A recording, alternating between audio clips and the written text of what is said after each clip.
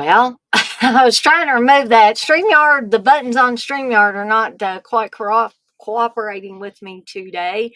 But I hope that you guys and gals enjoyed the new intro for at least this group of shows where we've been talking about. Last time we talked about badass women and horror. This time we're going to blow the doors off of everything and we're going to be talking about badass women in cinema. Now, Candice and I have discussed this, and we may have even discussed it on a stream. My brain's a little flighty, so I can't remember when I said what, if it was in a private conversation or a public conversation on here. That there are all types of ways that a woman can be considered a badass in a film or even in real life. You know, I consider women that have fought that monster cancer and beat it. Those women are badasses because they went through a hellish journey to get where they are. Now, does that mean that people that succumb to cancer are not badasses? No, it does not. They are fighters too. It's just that unfortunately sometimes um, life throws us too many lemons at once, and it just happens, unfortunately. But I didn't want anybody to get the idea that I was talking about people that don't survive cancer. They're not badasses. They most certainly are, because they had to face one of the biggest challenges I could ever imagine anybody facing. um, I'll tell a little story, not trying to bring anybody down before we um, get to this, the matter at hand. But I still have a friend. He's no longer with us, but I still have a friend. His name was Dave Taylor, and I went to school with him for almost 12 years. He went to a different elementary school than I did. We had two different elementary schools in our little county, Hallsville Elementary and Lewisport Elementary. He went to Lewisport Elementary, I went to Hallsville Elementary. But by the time we got to middle school, everybody was combined at that point. So I went to school with Dave for the majority of my school career. And we remained friendly with each other. But let me tell you, you know how I've said before that God will put people in your path or put people back in your path when you really need them to be there? That happened with Dave. I hadn't been in Louisville very long. Steve and I were newly married.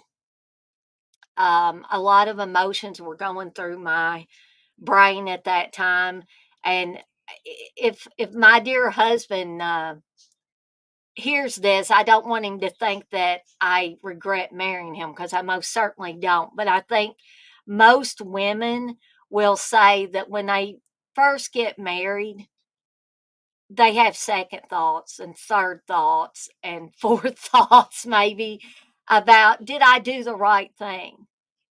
And not necessarily did I do the right thing about marrying the person I married, but did I do the right thing about getting married at this point?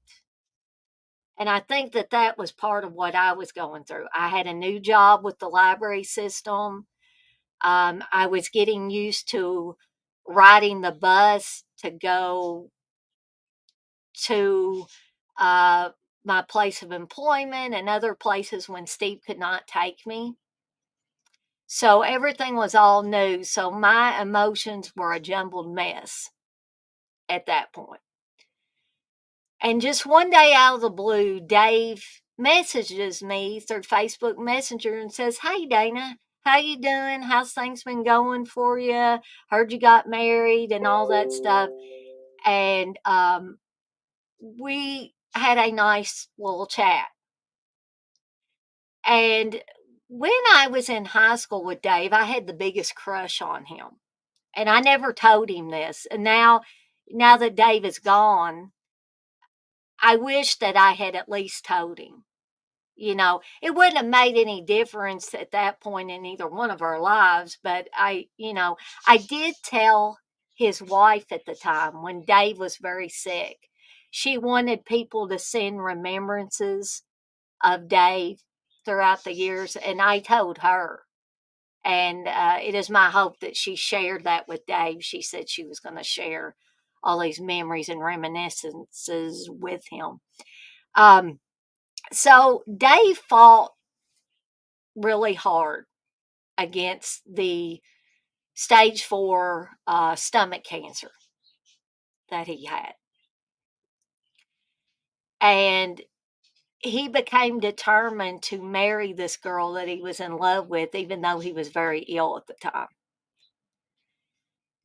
because they wanted to spend every last moment they could possibly have together. It could have been years, it could have been days, it could have been hours, but they wanted to be together and they wanted to be married.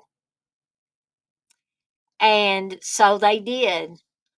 And Dave, like I said, he fought this cancer every step of the way. And I still say that cancer did not beat Dave.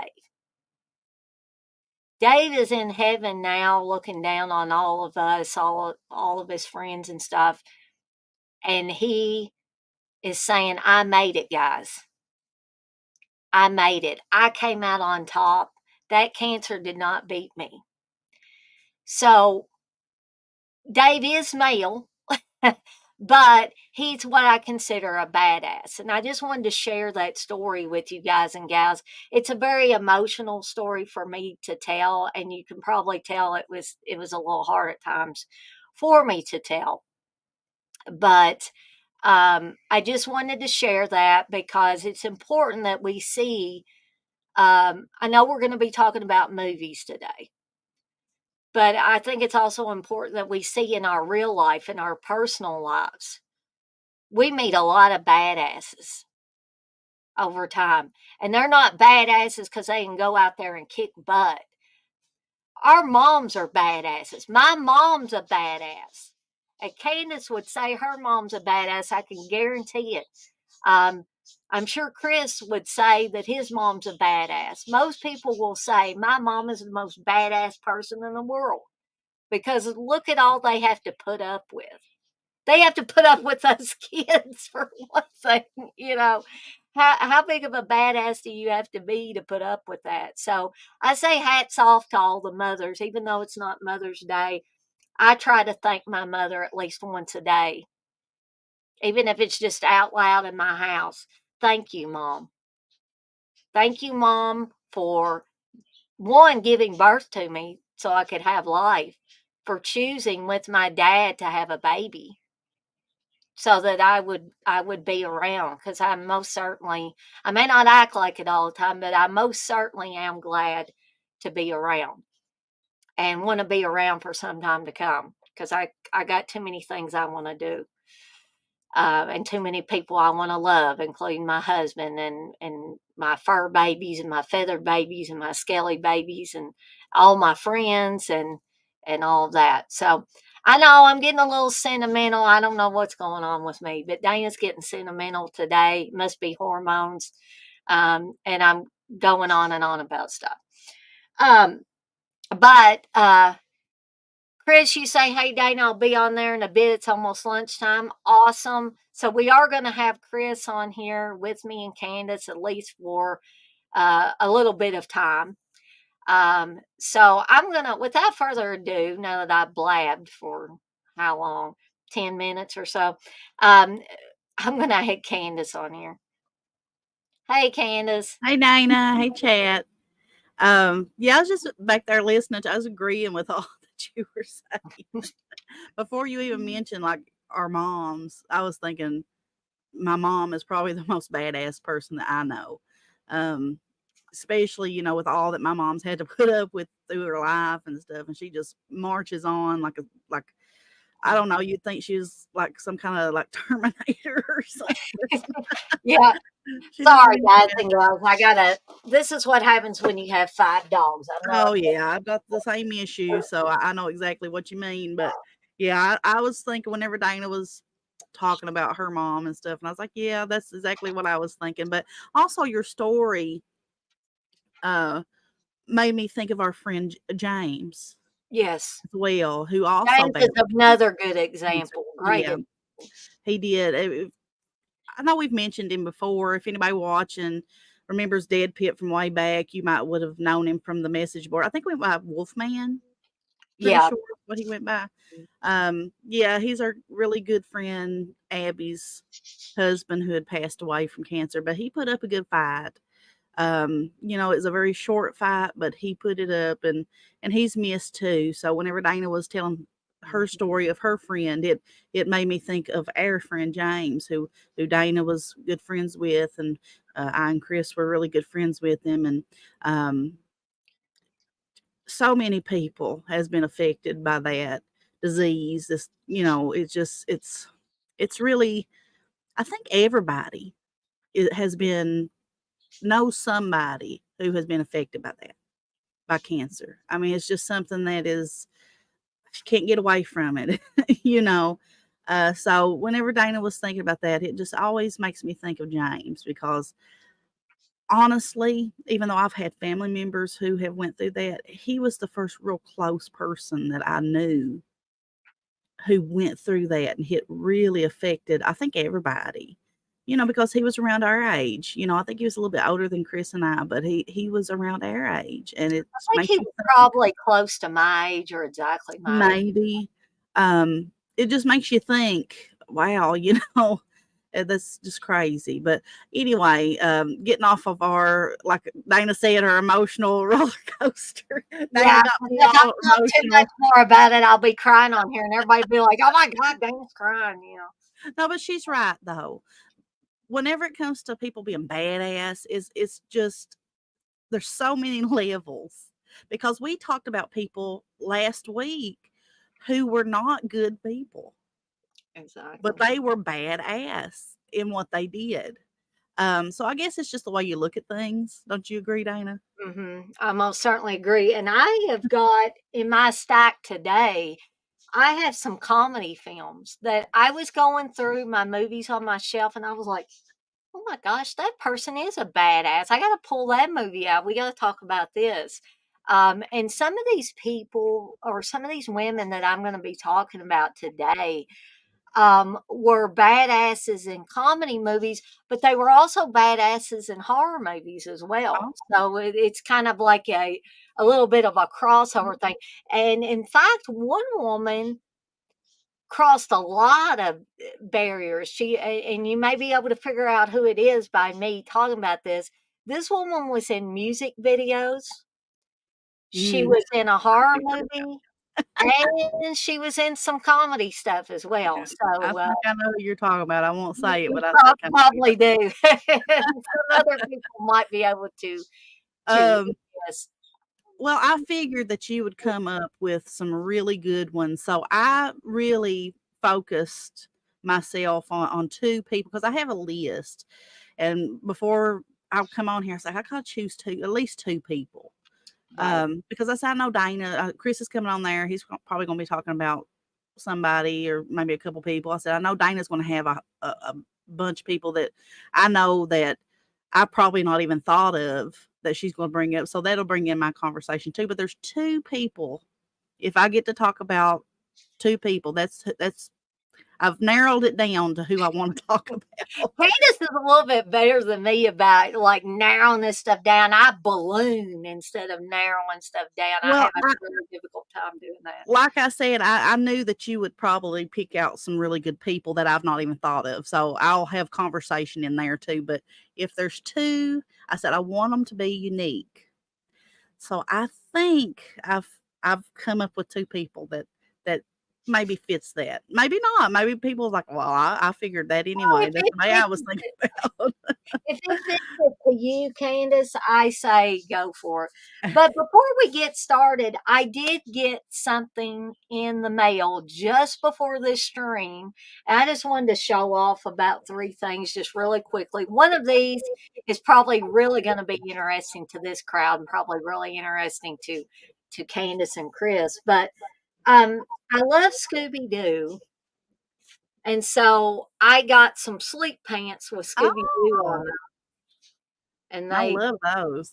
they're nice and thin for this warmer weather, and they just seem really comfortable. So I'll be I've wearing these tonight. I've got some jogging pants that have They look like that, but they're jogging pants, and they got the Scooby Doo, and it's got like the van with the gang in Oh, it. yeah, But I've seen some of those too. yeah, Dana's like us. Me and Chris love Scooby Doo. That's like my second Steve, favorite cartoon Steve of all loves time. Steve loves Scooby Doo as Mhm. well. Um, and I see Chris back there. I'm going to add him in just a sec too. I also got a ceramic Scooby Doo Ooh. mug that I'm sure I can find something to drink in my soft drinks, if not anything else.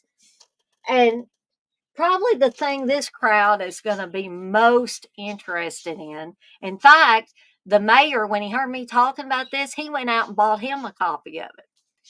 Now, this is not an original vinyl, this is a reissue, but it's Oingo Boingo's Dead Man's Party. Mhm. Uh, and it not only has Dead Man's Party, which was featured in Back to School, but it also has Weird Science on it. Now Chris would want that.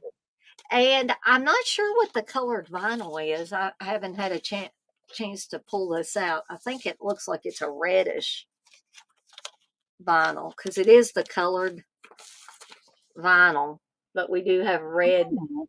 vinyl on that one. And I kind of cheated yesterday because you can buy some of these albums on vinyl from Amazon. And if they have a Amazon Music or Auto Rip or something like that, they will send you digital copies of the song or songs rather, so that you can listen to it before you get your record. And so I kind of cheated and listened to the album last night just because I couldn't help myself. Um, but let me set this over here so nothing happens to my vinyl. But so I'm going to go ahead and add Chris on here too, so he can join us. Hey, Chris. Hey. Hey, everybody. And TJ wants to talk about the hot chicks in the thumbnail photo. So TJ must be feeling better, or at least I hope he's feeling better. Well, actually, that is an AI version of me and Candace. I took the I took some liberties, okay? I did. Um, That's but the ideal version of what yeah, I that's look the like. ideal version of me. I know that.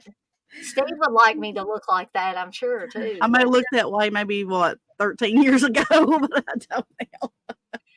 That's It's okay. probably been more years than that for me where I would have looked like that. But that is an AI interpretation of the picture of me and Candace that we took after Horror Hound Weekend back in March. Lucky Stephen Crater. Well, I think they are lucky. I mean, they're lucky with the non-AI women that they got. I think that me and Candace are pretty good gals, and I've Whole lot heard of woman, ain't I, Chris? Yeah. that's probably what Chris needs. They gotta have a whole lot of woman. Otherwise, your relationship would be boring. I think. Yeah. But I think Chris turned like 50 Shades of Red there. Take a Uh, lot to make you blush, won't it, Chris? Yeah. he's never going to get on here with us again. He'll say, "Them girls embarrass me." Well, I'm leaving, guys. See you. So, anyway, Candace, did you want to kick us off here, or do you want to let Chris do something since he's on a limited time? Or Yeah, let Chris go ahead. If that's okay. Okay. Well, I probably only have time to talk about one or two people here. But I just want to start off by saying I did make a list earlier of just some people that I wanted to mention. I probably won't get to talk about them, but so Sarah Connor from the Terminator series, the Bride or Beatrix Kiddo from the Kill Bill films, Excellent. Lilu from the Fifth Element, Yeah. uh, Eowyn from Lord of the Rings, Trinity from the Matrix, Coffee, Pam Grier's character from the film Coffee, uh, Charlie from Firestarter. Hmm. And while these are just TV series, I wanted to give them some honorable mentions, which is Buffy Summers from Buffy the Vampire Slayer and Eleven from Stranger Things. But the number one person I knew that I absolutely wanted to talk about that is my favorite female character from any movie, and that's Ellen Ripley. I know you guys talked a little bit about her last week, but like Aliens is one of my all-time favorite films. I mean, and it really boils down to one scene in Aliens as to what you know really hit me all of a sudden, like how much I love this character and why like she's the most badass woman of all time for me in any film. And so let me just kind of like give a background of why I feel this way before I get into that. So the first Alien film is fantastic, and and in that, Ripley is just this warrant officer, part of the crew of the ship Nostromo. So it's a crew of seven people on there. Well, six if you wanted to say humans, because Ash is an android in that. But there are seven crew members altogether, and and just without going deep into that film, because if you've seen Alien, I mean, they're all killed off one by one. They're infiltrated by this alien species that they got a transmission from. That's why they were all awakened from their kind of like stasis or their hibernation type pods. And so, because the mother, which is the artificial intelligence from their ship, is the one that awoke them because they detected life on this planet known as LV-426, and so that's where they found the eggs and that's everything. That's how everything kicked off with the xenomorphs infiltrating the ship and the crew. And like I said, all of the crew members were killed off with the exception of Ripley, who at the end of the film, launches the xenomorph into space. And while that makes her badass alone in that, the best for me, at least, was yet to come with the next film, Aliens. Because as you know, at the beginning of Aliens, it kicks off from how the first film ended. Although this time, she is in that hibernation period for 57 years since the events from the first film, and so when she's like just thrown into this situation with this like military organization, the Colonial Marines, and when they receive her onto their ship, they are kind of like when she awakes, and they're just kind of interrogating her, and she tells them the story of what happens with the events of the first film, and they're skeptical, they don't really believe her, and then on top of that, she's informed that her daughter Amanda uh, is dead now because of all the years that she's been this past that she's been in that hibernation state. So she's already thrown into this like just a world of emotions, and she just, because to her it's not 57 years to her, there's no time gap for her, because when she awakes it's like is that those things just happened from the first film. And then on top of that, she finds out, her daughter has passed away.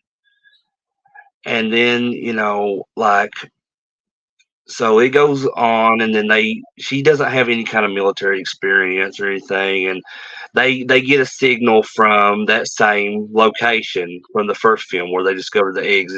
But now there was a colony existing there. And so they go to see what's going on because there's no contact from the colony. So, and they discover it's infested with these xenomorphs, but they're able to find one survivor, and it's a little girl named Newt, and Ripley takes to her. And she becomes this motherly figure to her because she's still trying to cope with the loss of her own daughter.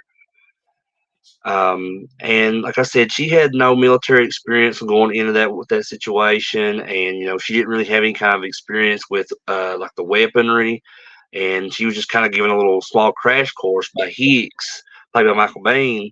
That how to use this weapon. These are the basics, and so the film goes on. A lot of the different Marines get killed off and everything. And it kind of just comes down to Ripley, Hicks, and Bishop, which is Lance Henderson's character. He's the android in this film. And then there's also Newt, but Newt gets captured by these xenomorphs. And up until that point, they had this escape plan to just escape because they knew that the planet was going to explode as well. And so when Newt gets captured, Ripley makes that decision that the escape plan is secondary to the rescue mission now, to helping this scared little girl. And in that sense, they're all scared. Ripley is terrified. As badass as she may be, she's terrified. She's nervous. So fast forward a little bit, so and this is the scene that really kind of just personified how I feel about the character, and like it really just makes me like just it's one of the best, if not the best scene in the entire film, is when Ripley kind of says her goodbye to Hicks, not sure what's going to happen to her, but she's basically just throwing herself into this, like she's going to go and face these xenomorphs alone, and she loads up. She gets on the elevator, and this elevator scene is just so intense. And during this whole thing, there's no dialogue at all. And she's just going down the elevator, and she's just trying to physically prepare by getting the guns ready, the grenades, everything, strapping on. She takes off her shirt, and like she's sweating, like she's like profusely, like all over, and then after she gets everything ready, she stands up, she comes to ready, and then she starts to mentally prepare because she's not sure what's about to happen. And it just keeps cutting to like the elevator, it's going down, the floors are going down. It keeps showing that, and like the music starts to intensify. And as she starts taking heavy breathing, and like she's just trying to prepare herself because she is terrified, but she is also determined, and she's willing to sacrifice herself even to try to save this child's life. And in that sense, even though she is scared, it would seem like she's not, because literally she shows no fear in all of that. Once it gets to that bottom level and she comes out of that elevator and the smoke clears and she comes out and she lights the flamethrower on the rifle, and she's just ready to go into action. And there's a whole big sequence there that I could go into. There's so much to cover. There's so many different elements to why that film is awesome. But the number one to me is always Ripley's character and how badass she is. Yeah. And because the definition of that to me is because she has went through all of this stress and this trauma, and now she starts getting close to another child who she's become like the surrogate mother to, and now there's a possibility of that child's going to be killed as well, and she says, no, I'm not going to allow that to happen. And that to me is what defines a badass woman, is when you put everything on the line just to help someone else, especially a child, in a really shitty situation. Excuse my language. But, I do get, kind of into that whole subject. And that's why that character is so special and important to me. And just because, while I'm not a woman, obviously, but I am a parent. Yeah. And that's why that character clicks with me so well. And it really did. I mean, I've always loved that character, but it really didn't hit me until I became a parent. And, I just kind of thought of that scenario. Well, what if that was me? What if I was put in that situation and that was my child? I'd, without no hesitation, I would do the exact same thing. So, yeah, just to kind of, that's just to sum it up a little bit. I mean, like I said, that's a topic I could go on and on and on about. But yeah, that's why I love Ellen Ripley and why she's such a badass to me. But yeah, I wanted to keep it short. I know I probably because like I said, I do have a limited time. I only probably have like 15 minutes left on my lunch, but I did want to just keep it short so that now I can turn it over to you guys. And I want to be on here a little bit, so maybe I could talk with you guys a little bit what your choice is. Okay. And if I ever do an Alien franchise show, Chris, I'm definitely going to have you on there because of just how knowledgeable you are about that. Oh, I love it. I love it. You have no idea. I mean, Candace knows, but, yeah, I love aliens. And will say one other thing, like, while the character of Ripley did carry on into other installments, Mhm. it's of my personal opinion that it should have ended with aliens as far as her story arc goes, because Alien 3, I absolutely hate it. And I don't mean to spoil anything, but the reason I hate it so much is the very beginning of the film. Mhm.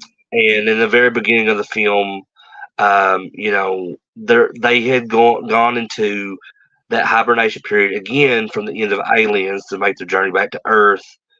But some stuff happened that caused them to that not to be a success. And then when she's awoken a number of years later again, and then she sees that Newt and Hicks have been killed in their pods by xenomorphs. And yeah, that's why I hate that film, because I I felt like that was a terrible decision because to kill those characters, such important characters from the previous film. Yeah. And but yeah, and then Alien Resurrection isn't great either.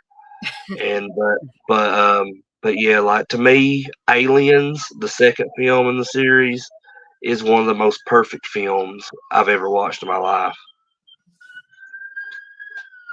I think that's well said, and I agree with Chris on all those points. And I was going to read a few of these chat messages in here just so people don't think I'm ignoring them here in the chat. But Adam mentions Lori Cardille from Day of the Dead. I'm trying to remember, Candace, did we talk briefly about Lori Cardille? I can't remember. I thought we did on the last one. Feels like we did. Yeah. Because I would definitely agree with that. Mhm. Wants to know, Crater, are you a bigger mark for Aliens or Sting? Sting the Wrestler, or that new horror movie about that, like, killer spider or whatever it is. Oh, yeah, But now, if you're talking about Sting the Wrestler, then yeah, I'm probably a bigger mark for Sting.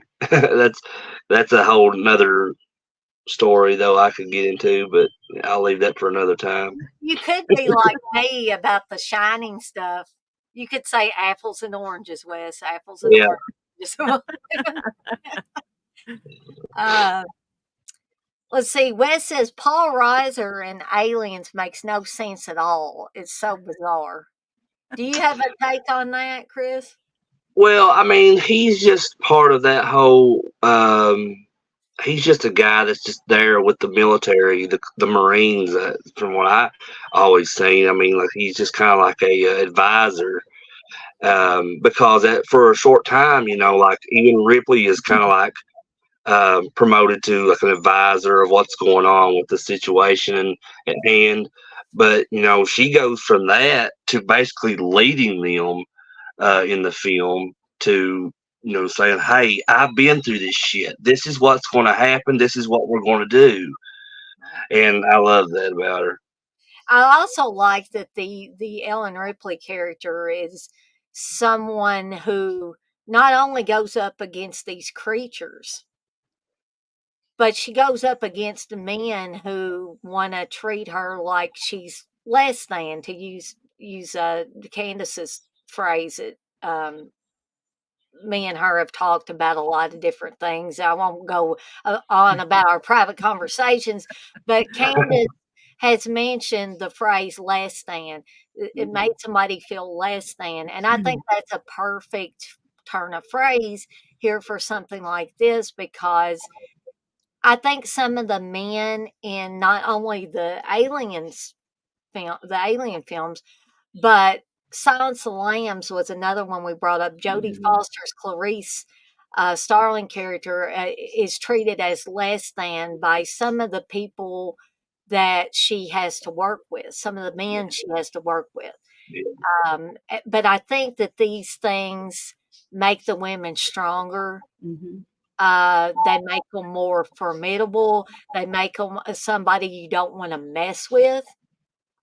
Because they're kind of forced a little bit into a position where they have to be strong or just get gobbled up. Yeah. But hey, Ben, and Blair also brings up not a horror movie, but Officer Callahan and Police Academy, which I think that's, Police Academy, again, those are comedy series, but you cannot deny the fact that some of those women are badass on those Police Academy movies. Even if you're not a Yeah. Police Academy films. Oscar Callahan, was that Leslie Easterbrook's character? I think because if that's who they're talking about, yes, Leslie Easterbrook's character in the Police Academy movies was a badass for sure. Yeah, somebody else though, and I'm forgetting her name in the film, but the lady that seems all quiet and soft spoken all the time, and then if you make her Oh, the one who starts screaming at them. she's a badass too, because she comes off all unassuming, and she's like, "Please stop, please be quiet," and then all of a sudden she goes, "Shut up," when or stop or whatever. If you mess Yeah, with her, I think she drops a few F bombs and stuff. Like she's shout. It's hilarious. I know exactly what you're talking about. Hooks. That's right, Ben. Thank you for helping me remember her name. Adam says, "How about Pat asked from Reform School Girls?"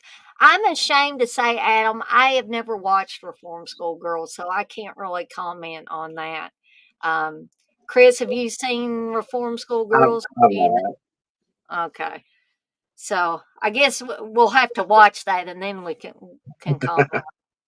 I've heard things about it, but I mean, no, I've never seen it. Okay, so now that I'm caught up a little bit on the chat, I guess we'll turn this over to Candace so she can bring out her first badass woman of cinema. Well, and I know Chris likes this as well, so he can. And I probably I don't think I've ever asked you, but you probably like it too. But Chris Parker from Adventures in Babysitting. Yeah. So, you don't think that she's going to be badass at the beginning of the movie, because it starts out with her prancing around in her bedroom getting ready for a date, and she said, what is that song she's saying? And then she kissed, or then he kissed me. I'm used to the kiss version.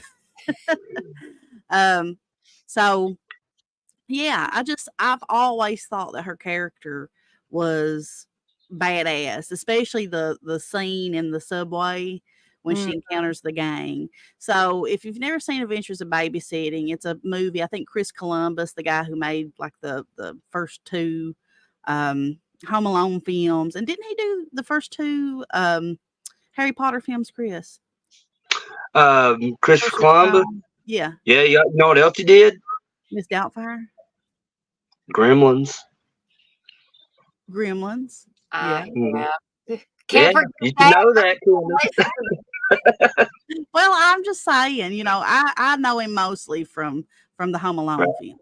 I know. I I'm think just he did playing. like Miss Doubtfire, and I'm not really for sure what else he's done, but I think this was like his first film I read that he ever directed was Adventures of Babysitting, but I think it came out like in 87, 86, 87, something like that. So maybe you correct me.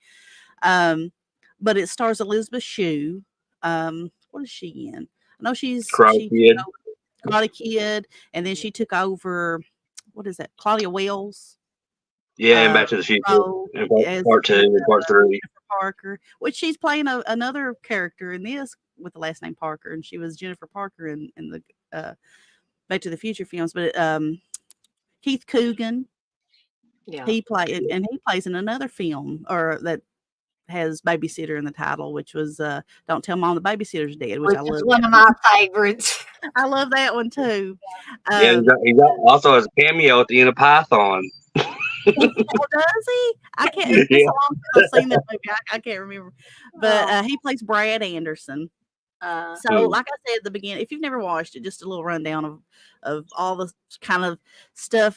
There's so much that happens in the film because it's a comedy, but it's an action comedy. Right. And there's so much that happens that you just really just would have to sit down and watch it. But I'll go over like the highlights, I guess, of what went down, why I think Chris Parker is a badass. So, like I said, it starts off with Chris in her bedroom. She's getting ready for a date with her boyfriend. I think his name was like Mike or something like that. And she's sitting singing into her hairbrush and looking at herself in the mirror and falls down on her bed and all that stuff. And she's just really excited about her date.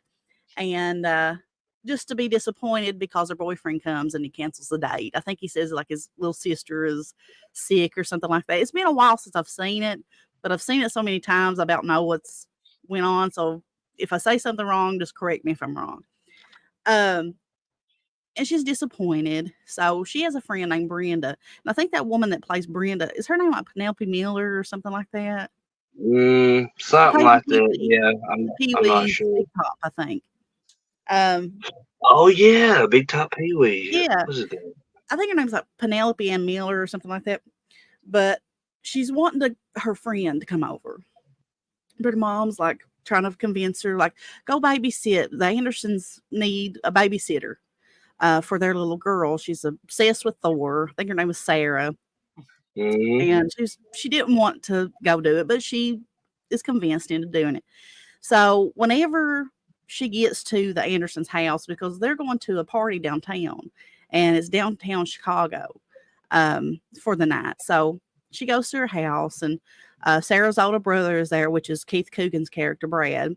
And when he sees that Chris is coming over to babysit his sister, he, who has a big crush on her, decides to say, because he was going to go stay all night with his friend, Daryl.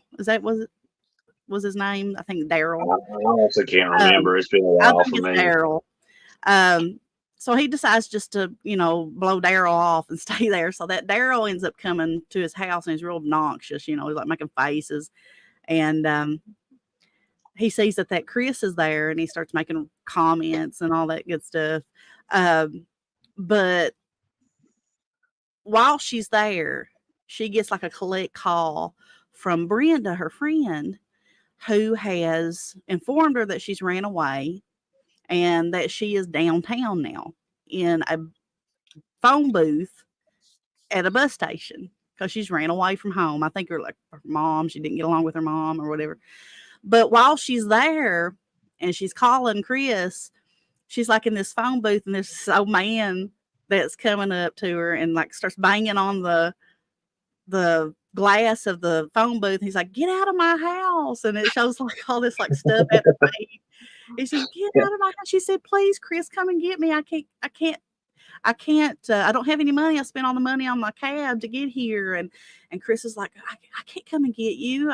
She said, "Well, if I get a cab and try to come to your house or to the Andersons, will you pay for it?" She said, "I don't have the money to pay for that." So she said, well, please come and get me. My dad's going to kill me if he finds out. And so um, Chris is still not convinced. But then there's this guy like standing over by like all these seats, and he's like, got like a trench coat on. He's like staring at that Brenda, and he like flashes the gun. She's like, "Oh my God, Chris, this guy's got a gun. He's going to kill me." And so Chris is convinced to go get her. So she was just going to leave, Brad in charge, Brad and Daryl in charge. If I'm getting that guy's name wrong, the Daryl, let me know, because I think it's Daryl. I should have probably watched I the think film. it is. I can't exactly remember, but it's something close to that at least. We'll call him Daryl just in case it's not. If you know different, let us know. Pretty sure his friend's name is Daryl. But so she was going to leave, little Sarah in charge or in the care of Brad and Daryl. But they convinced her. They're like, that you're the babysitter, we're going to tell our mom and dad or whatever that you're leaving us alone. How would they feel about that? So she's guilted into taking them all, including Daryl, the obnoxious friend. So as they're on the highway, it's nighttime, they're on the freeway, that Daryl pulls out, I think it was under his shirt, a Playboy. And it's got a woman on it that looks like Chris. So the boys are convinced that that's Chris that's posed in this Playboy. He said, "Where'd you get that at?" And he gets like really nervous, Brad does, and he throws it out the window into the freeway. And Daryl's like, "That was my dad's. What'd you do that for?" And so as they're going along on this freeway, they get a flat tire. And this I always found creepy as a kid, especially. And it's still creepy because as they're sitting on this freeway, this big old tow truck pulls up behind them, and they're kind of scared. They're like, what's going on here? And this big man gets out, and he just kind of, because she was telling a story. I should back up a little. Before the tire blew, she was telling like an urban legend about the killer with the hook for the hand. Okay. So they're scared. They're terrified because that's what they're thinking, I guess, whenever this guy's coming up in the dark behind them. And he comes and he has a hook for a hand. His name was like, what was it? Pruitt. Handsome John Pruitt or something like that was his name. And he offers to tow in the like a station wagon for them and get the tire changed. And she was like, "Oh, I forgot my purse." And he was like, "Well, I'll get it changed for you." So he convinces them to go with them. So they ride up in the cab with them, and they're all squished together. And as they're going down the road, they keep on looking at his hand. He's got like that big hook for a hand, and they're kind of scared and just really on edge, I guess.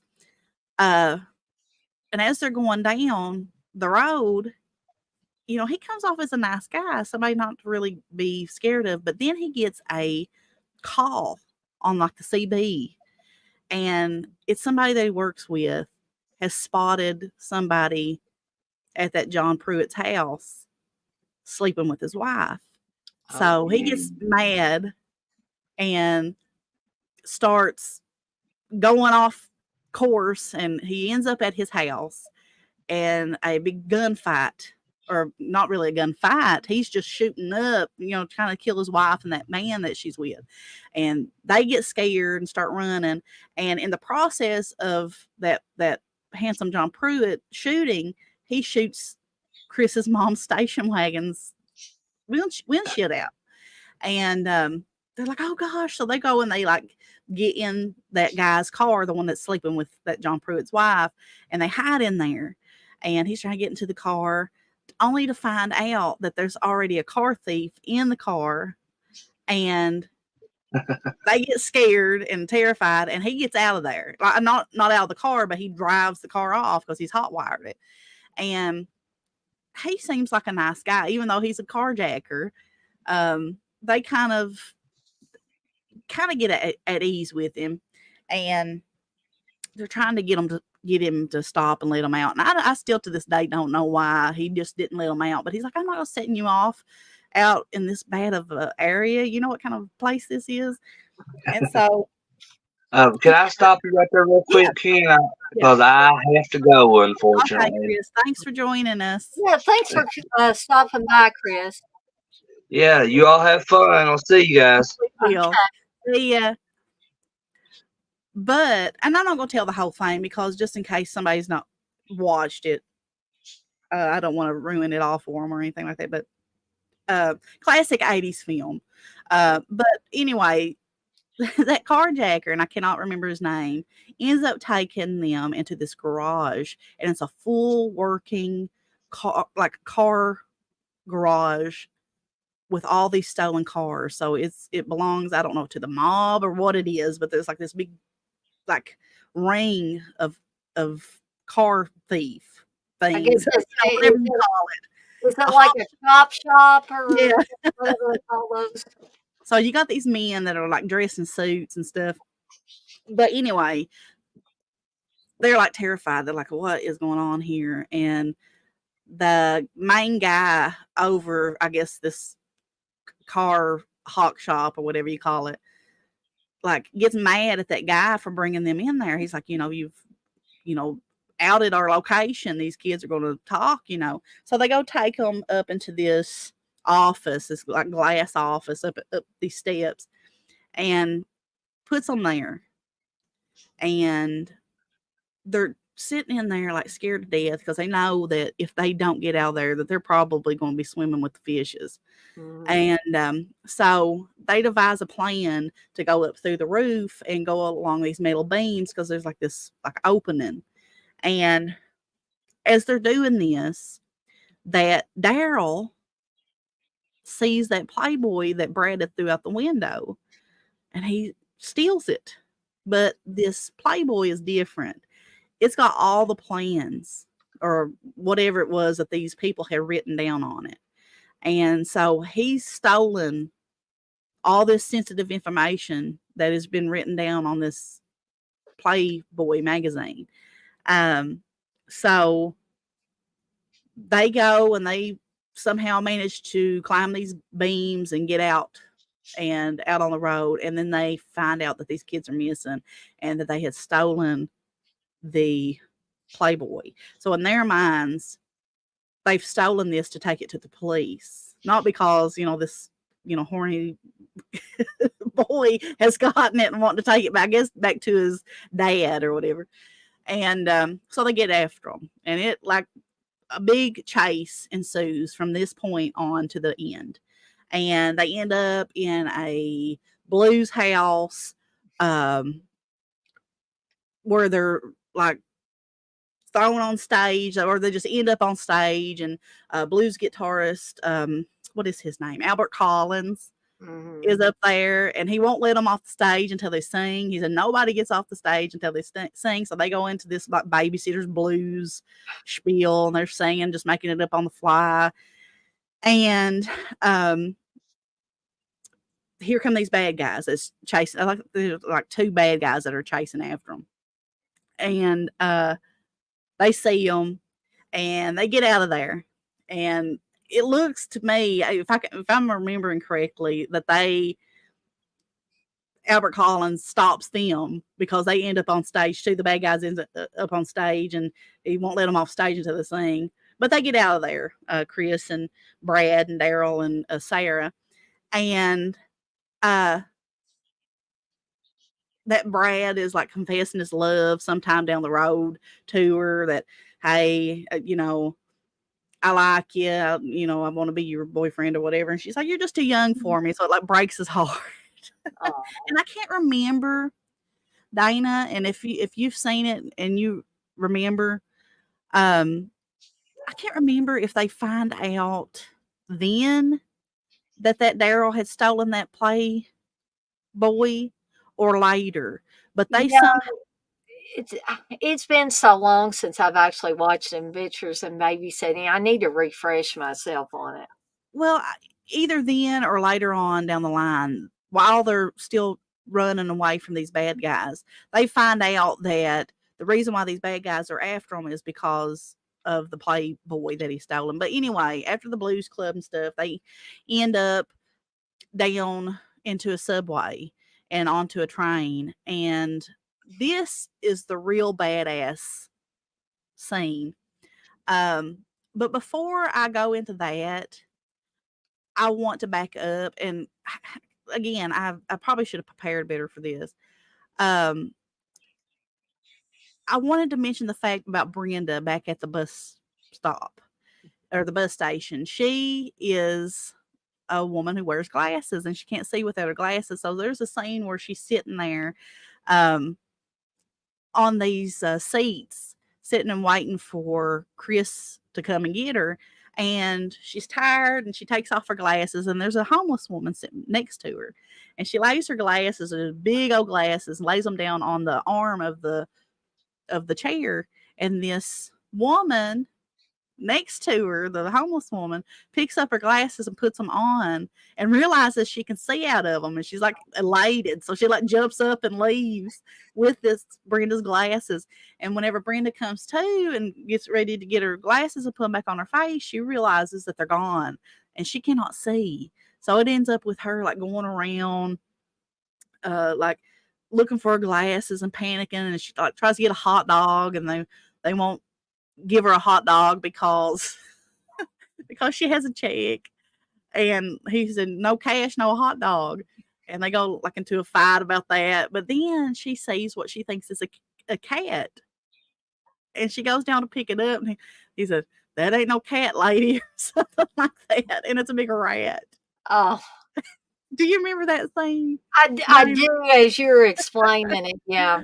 But back to what I think is really where Chris earns her badge for badassness is when they're on this, and I'll do the PG version. I don't like saying the F word, so I'll keep it to a PG level. So they're on this subway train, and these two gangs, rival gangs, come in from each side of the train, and they're stuck in the middle of this big gang fight. And like they're freaking out, especially their friend, that little obnoxious guy, Daryl. He's like sitting just like frozen in fear. And they're like getting ready to start killing each other, I guess, or battling it out. And that Chris interjects when she probably shouldn't have.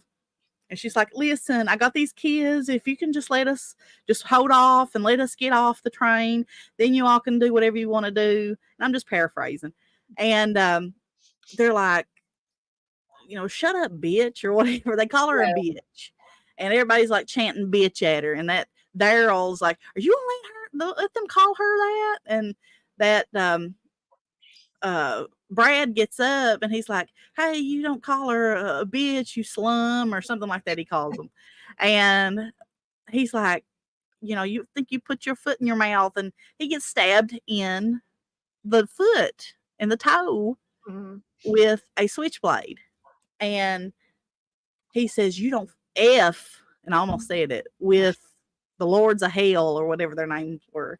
And Chris bends down and just pulls that knife out of Brad's toe and puts that switchblade up to that guy's face. And she says, you don't F with the babysitter. And he's like, okay, honey, okay. And so she stood up to that guy, and risked getting, I guess, annihilated.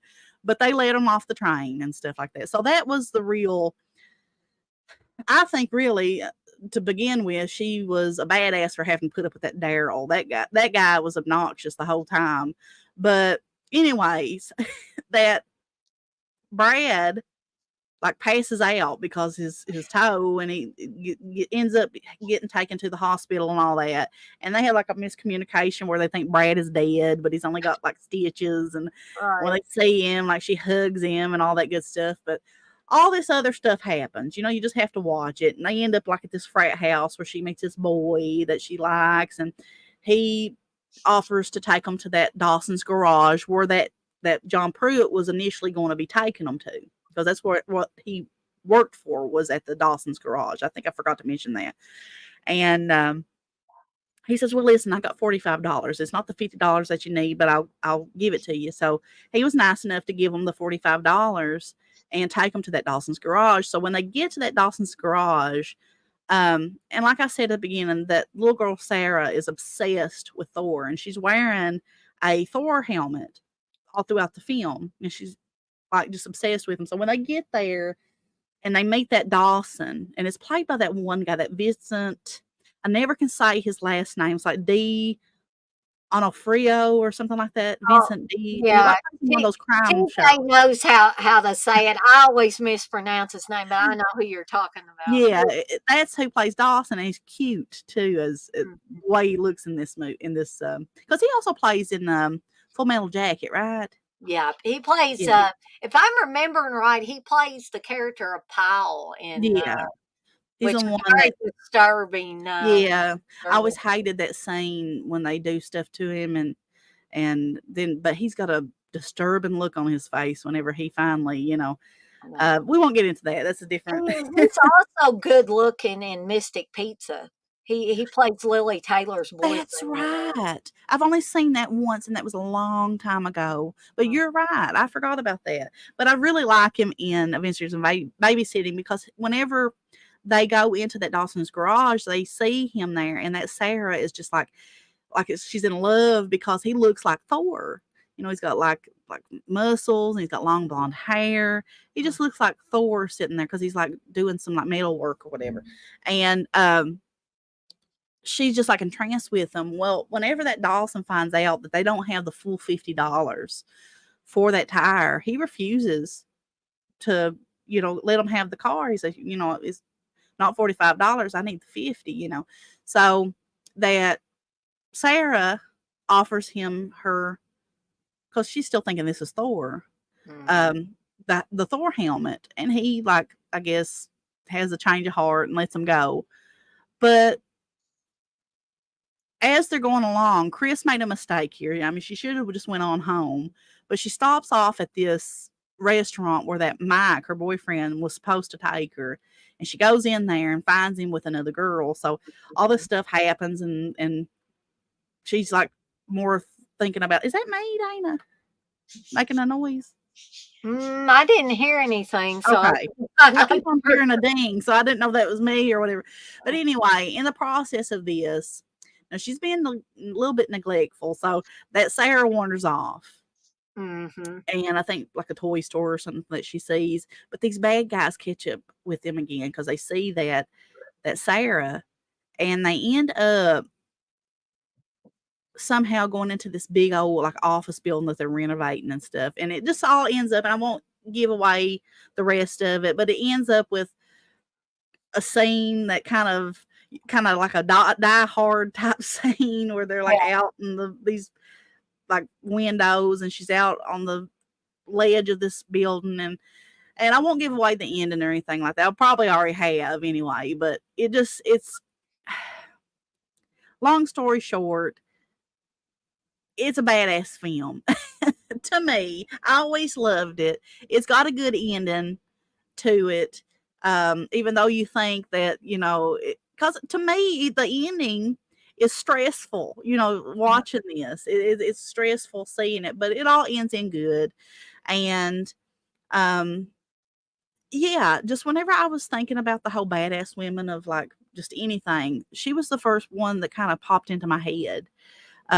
Because I always thought, she was one of these, she's just a teenage girl, she not some kind of like martial artist or anything like that, but she kind of, even though she put these kids in the situation that they were in, she did what she had to do to protect them. Did she fail sometimes? Yes, because, she shouldn't have stopped off at that restaurant. I'm thinking, you're crazy. Should have went on home.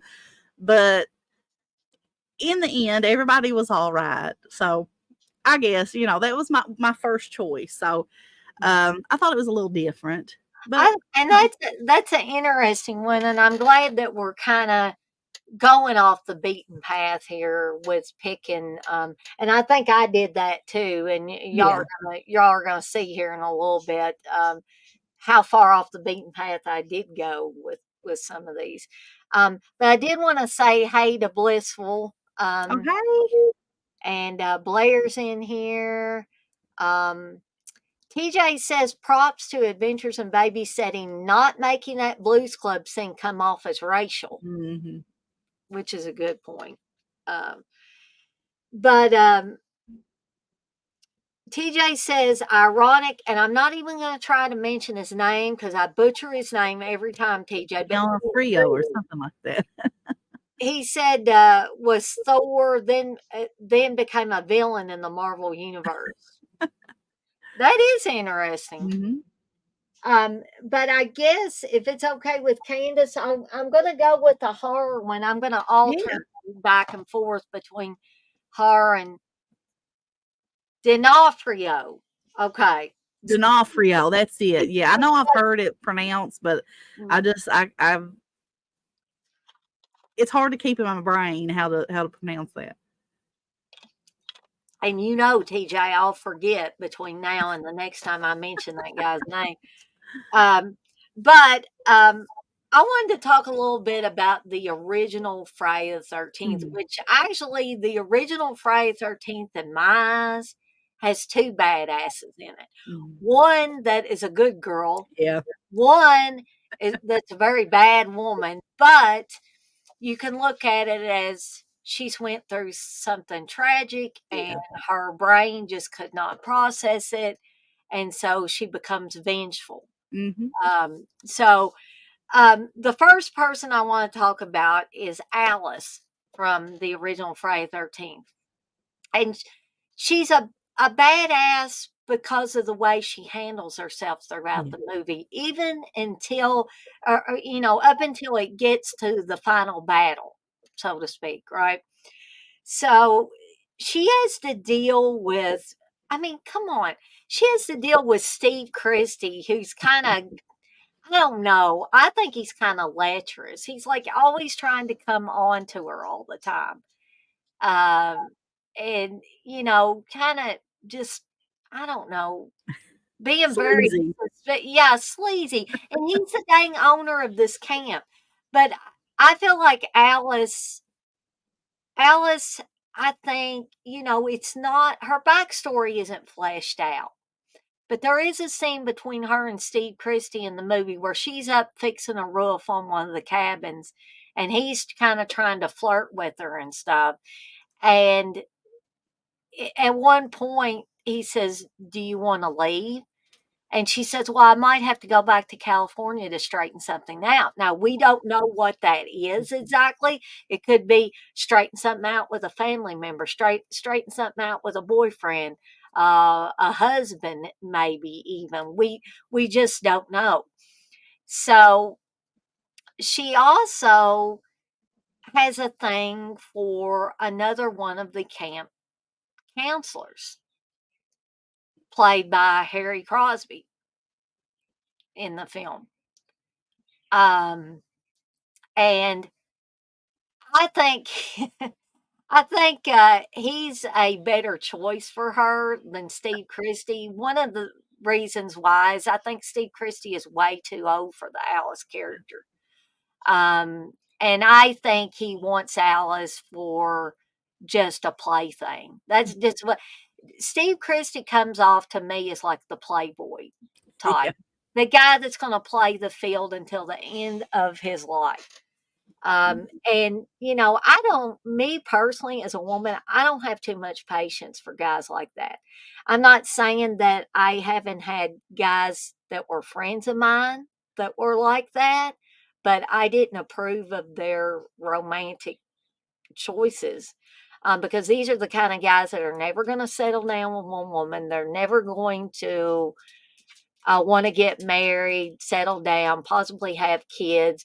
They're just going to keep going from woman to woman to woman until, they're either a lonely old man or they're dead.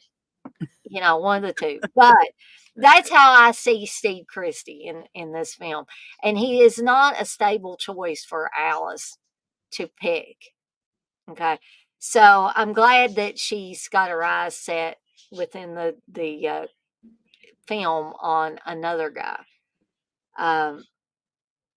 Wes says Alice has one scene in the movie where she's a badass, and we all know what that is. Well, probably got a pretty good idea. TJ says the coffee scene is the worst part of Friday 13th. Instead of suspense, it's just tedious. I will agree that the coffee scene is very, very tedious, and probably not needed in the context of Friday the 13th, any Friday the 13th film. And probably if there was one slow part that Sean Cunningham could have cut out of the film, that would have been it. So I totally agree with that. So Alice is, I think she's a badass throughout the entire film. There are points where she is absolutely terrified, but you throw a dead body in through a window, I'm going to be terrified too. I don't care who you are, you're going to be terrified. But I also think Alice is very resourceful in this movie. She does not give up. She makes some mistakes along the way, as we've seen women make these mistakes numerous times in slasher films in the past, present, and probably in the future. And what is that thing that they do? They hit the killer one time, or they stab the killer one time. They drop the weapon and they run away. No, you don't do that. We all know you don't do that, but that's part of slasher film lore, that a woman is invariably going to do that at some point. I think they even did that in the Scream films, which are more modern takes on that. So even though she makes a couple of missteps along the way, when it comes down to it, she dispatches the killer in this, and I'm going to get to that here in just a second. She dispatches the killer in this in one of the most spectacular death scenes I've seen in a slasher film, and that is the awesome decapitation of Mrs. Voorhees. Um, oops, gave it away. It wasn't Jason, right? So if you ain't seen this 40 some odd year old movie, I'm sorry, I just gave away the killer in this. I would say you're probably not a horror fan, or at least not a slasher fan, if you haven't seen that by now. So she dispatches Mrs. Voorhees by decapitation with a machete. Now, yes, that is not Betsy Palmer when she gets decapitated. And you will know this because when the hands come up in front of the headless body, there is hair on the Yeah. knuckle.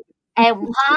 Because that is Tom Savini's assistant Mhm. on the film playing that role. There are even pictures, behind the scenes pictures of Tasso, his assistant, with the fake neck appliance Yeah. that was put on there. The head was basically put on there with toothpicks, and you can see him Tasso all hunched over and kind of grinning with this contraption on him.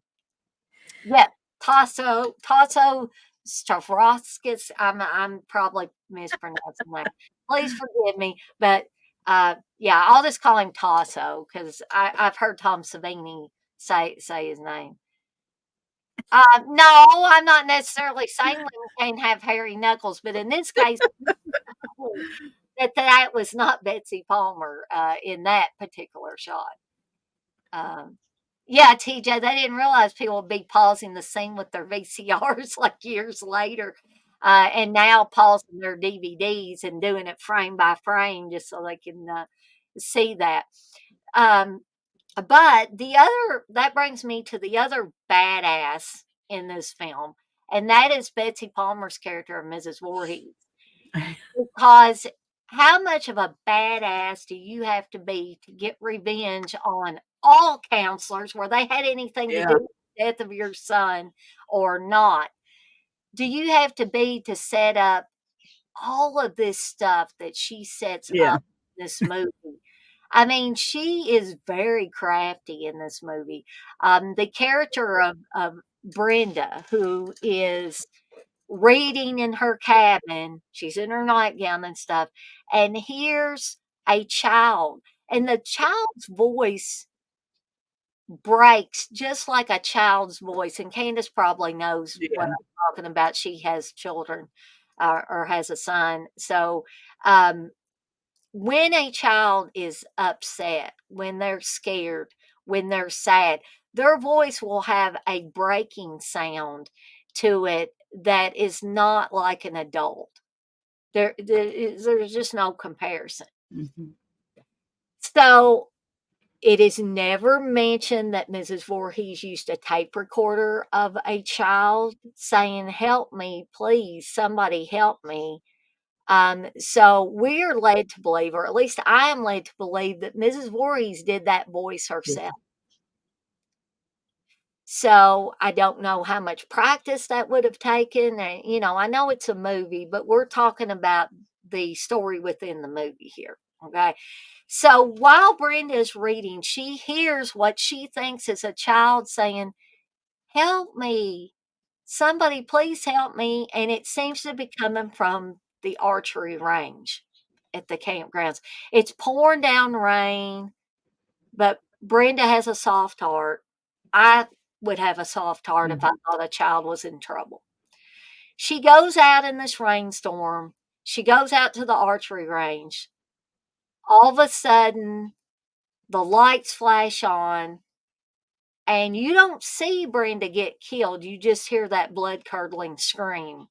Okay. You see what happens to Brenda later, and she gets thrown through a window, and that is actually Tom Savini. And you can either pause it or go frame by frame, and you can see that it's Tom Savini with a wig on. It's a pretty funny thing to see, uh, but so this is one of the rare films where you have two badasses, one that's technically good, one that's technically bad, but she's trying to get revenge for her Yeah. son who drowned at Camp Crystal Lake. So, sorry if I spoiled it for anybody that thought Jason was the killer in this. No, Jason's a little boy in this. And Yeah. Jason does make an appearance, courtesy of Ari Mhm. Lehman, at the end of the film. Um, Oh, and it first Jason. Yep, the first Jason, and he actually has a band called The First Jason. I think he's still making the rounds and playing with that band. I haven't. As far as I know. So TJ's got a question. He says, "Question: Why did Mrs. V just kill everyone else for the most part, but took her time with Alice?" I, this is my take on it. I think she took her time with Alice because I think she thought Alice was, in her mind, she thought Alice was the one that caused her son to drown. The others were kind of like collateral damage. But in her mind, Alice was the one that wasn't paying attention. Mhm. Because there's the whole scene where Mrs. Voorhees really loses it, and she's hearing Jason in her mind, and here's the other thing: Mrs. Voorhees thinks she's talking to her son, but it's her doing both of the voice. Yeah. It's one of the creepiest scenes ever when she is saying, "Kill her, mommy. Don't let her live." And she said, "I won't, Jason. I won't," in the Mrs. Voorhees voice.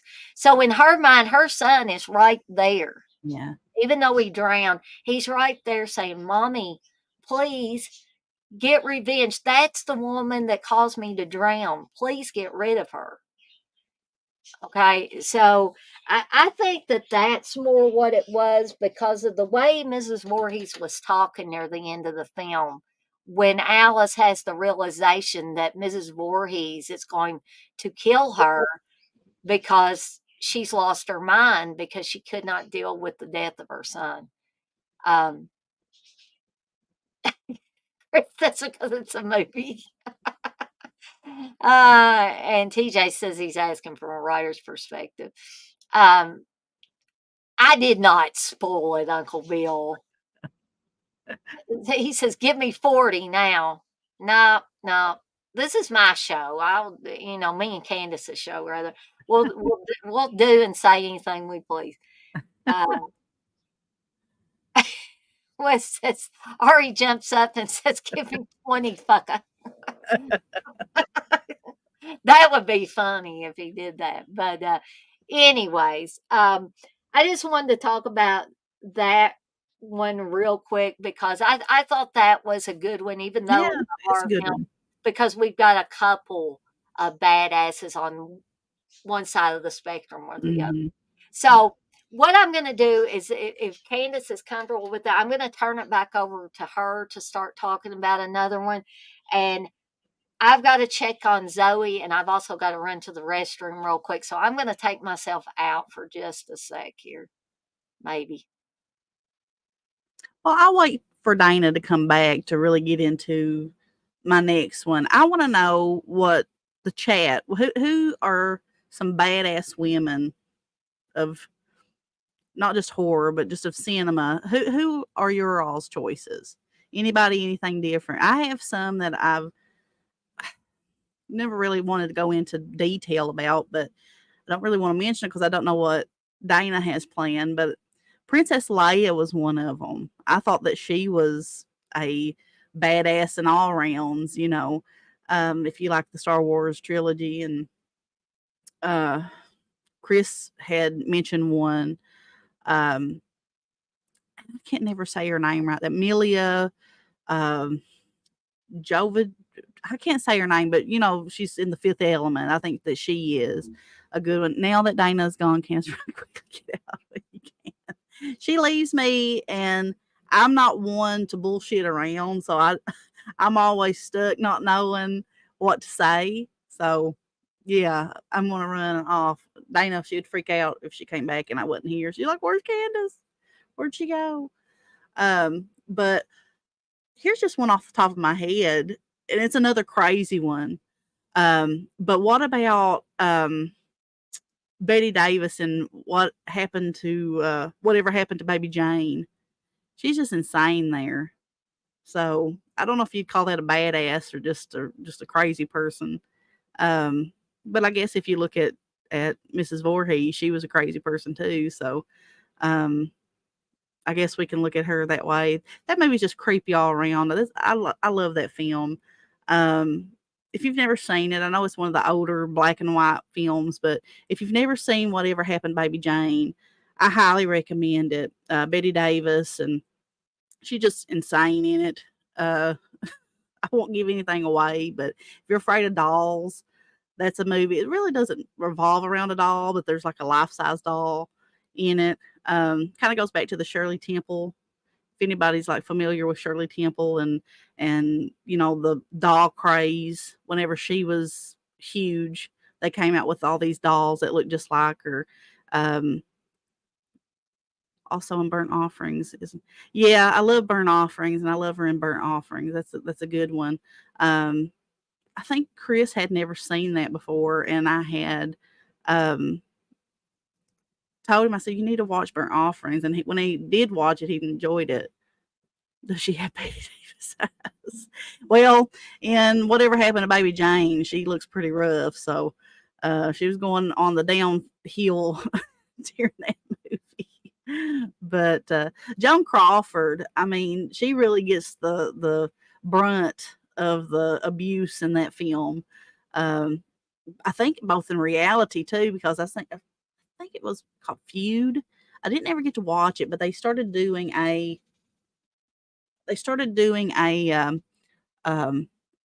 TV show. Yeah. Sorry, I keep on hearing somebody creeping. Um, Hold on just one second, guys.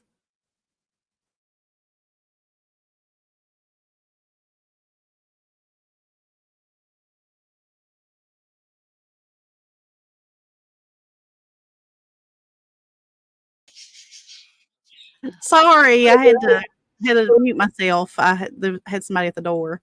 But I've just been bull crapping here, Dana, because I didn't know what to say. That's okay.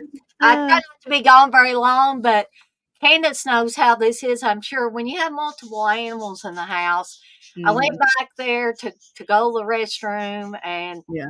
of course I let Zoe in. But when I went back that way, I smelled something. I was like, okay, what is Uh-oh. that? And then I looked, and Ernie, my bearded dragon, had did a poo, so I had to clean Oh that my up. gosh. You can smell your bearded dragons. Well, mine must be something wrong because I don't ever Oh no. smell you. I mean, But mine's small. yeah, when he gets bigger, look out, Candace. I think that probably I makes dread that. What did Chris say here? He said, Candace won't read my comments. She's saying bullshit. What did you say? I don't know. Let me Oh, see. Roseanne and She Devil. Oh, okay. Okay. Oh, and Wes says, what about Dorothy and the Wizard of Oz? I was actually going to write about, like, tell, about it, write it down and tell about it on my list that I had wrote down because I had made a list. And Chris is like, Dorothy's not a badass. You shouldn't say, I'm outing you, Chris. I was going to talk about Dorothy. And he's like, Dorothy's not a badass. I thought, okay, I won't write her down. What was Uncle Bill insinuating? He said, now that Dana's gone, Candace, run quickly, get out while you can. I just started talking about Betty Davis.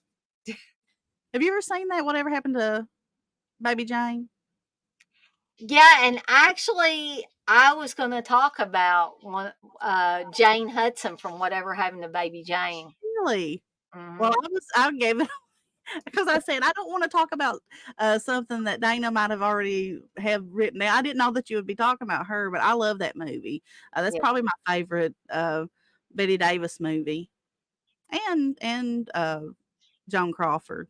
Mm-hmm. Which I don't know. Even though Joan Crawford was a crazy ass in real life, I think. Mommy Dearest. Mm-hmm. My mom had that book, and she said it was just crazy.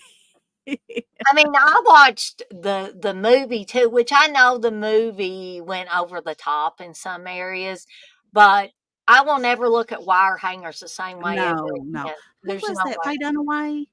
Isn't I she the think one that played so. her? Yeah, I Yeah. think so. But she did a fantastic job.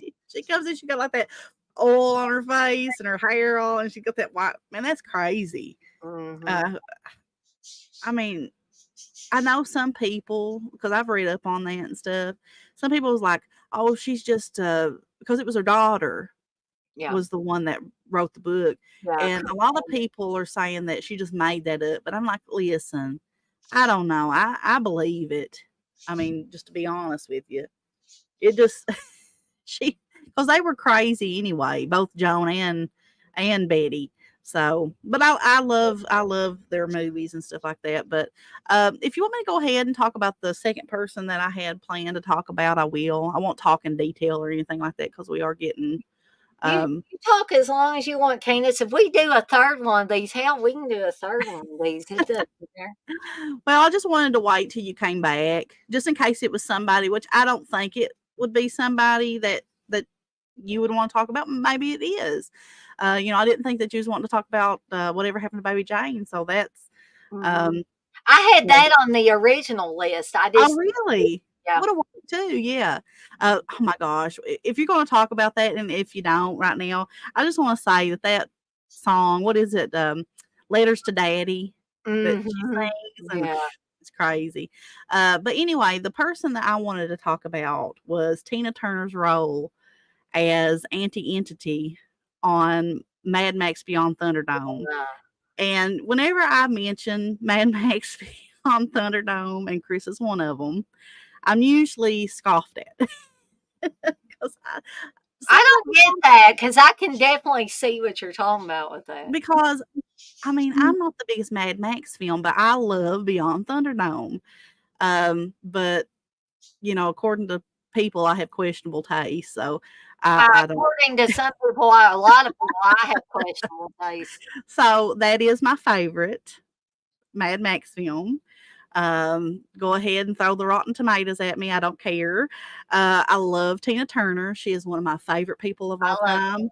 I think Tina Turner was a badass in real life. She was, and what she had, and I was going to bring that up exactly. What she had to endure with Ike Turner. is just crazy. And if you've ever watched What's Love Got to Do with It, I mean, that just gives a That's glimpse into the horror that she had to endure and persevere through. But I love Tina Turner. I think she is one of the most gorgeous women ever. Sadly, she passed away, I think maybe last year, the year before. And that broke my heart. I just absolutely love her. I love her music. I just love her in general. I remember watching, and I probably shouldn't have been watching it as a young girl, but I remember watching Mad Max Beyond Thunderdome. Because it's not really something that you, as a little kid, would want to It's watch. not real kid friendly. We'll just say No. that. But I remember just being entranced with her character. I mean, she was beautiful and she looks badass. She looks like a big ram. That's all. Whenever I first seen her, and what always sticks in my mind is she's got like these like big like things like on her ears that look like a ram, and she just looked like she was ready to take on any battle, But if you've never seen Mad Max Beyond Thunderdome, it's the third installment of the franchise. So just a little background, like just what the movie is kind of about. If you've never seen it, which I'm sure everybody has, or most people has, Max, he's like going through the desert. And I won't go into big detail like I did the last time, but just a little, whatever, Wes. I love that movie. He said nobody should watch Mad Max 3 at any age. But Max is going through the desert and he's like attacked and his like vehicle is stolen, and he just like traces the trail to this place called Bartertown. And when he gets there, they don't want to let him in because he doesn't have anything to barter with, doesn't have any goods to trade or anything like that. But he's eventually let in whenever Tina Turner's character, Auntie Entity, comes, and you find out then that she's like the ruler and founder of this barter town, and she wants to barter with Max with, hey, I'll let you in if you complete this certain task, for me. And she then goes on to explain to Max that the town, I think this is one of the reasons why a lot of people don't like this as well. The town's energy is produced by pig shit. Pig waste. And it comes from this place called the underworld. What they do is they take this pig waste and they use the methane gas to power and energize the barter town. But it comes from this place, what they call the underworld. And then you just kind of find out that the reason and the task that Auntie Entity wants Max to perform is that this underworld has been ran by this person, we'll say, called Master, who is always accompanied by Blaster, who they call Master Blaster, I guess the duo. And he's like this big giant bodyguard type thing, and she wants Max to kill Master so that she can kind of take over this Blaster character. And I kind of won't go into what else happens, but it all boils down to, Max kind of taking on the role and the task to do this. And then he finds something out whenever he goes to kill this Master. And I won't give it away just in case if anybody, wants to watch it. But I do want to comment on the reason why I just think that Tina Turner is a badass in this. She not only looks badass, she is badass in it. She's commanding. I thought Tina Turner was a wonderful actress in this. I mean, whether you like the movie or not, because I know a lot of people don't. Like I said, I get scoffed at most of the time when I say, hey, this is my favorite. Chris is one of them. He doesn't like it like he likes it. Candace, don't feel bad. I'm the queen of getting scoffed at. But this was the first Mad Max film that I had ever seen, and I had the little 45 of We Don't Need Another Hero, Thunderdome. And I love the song.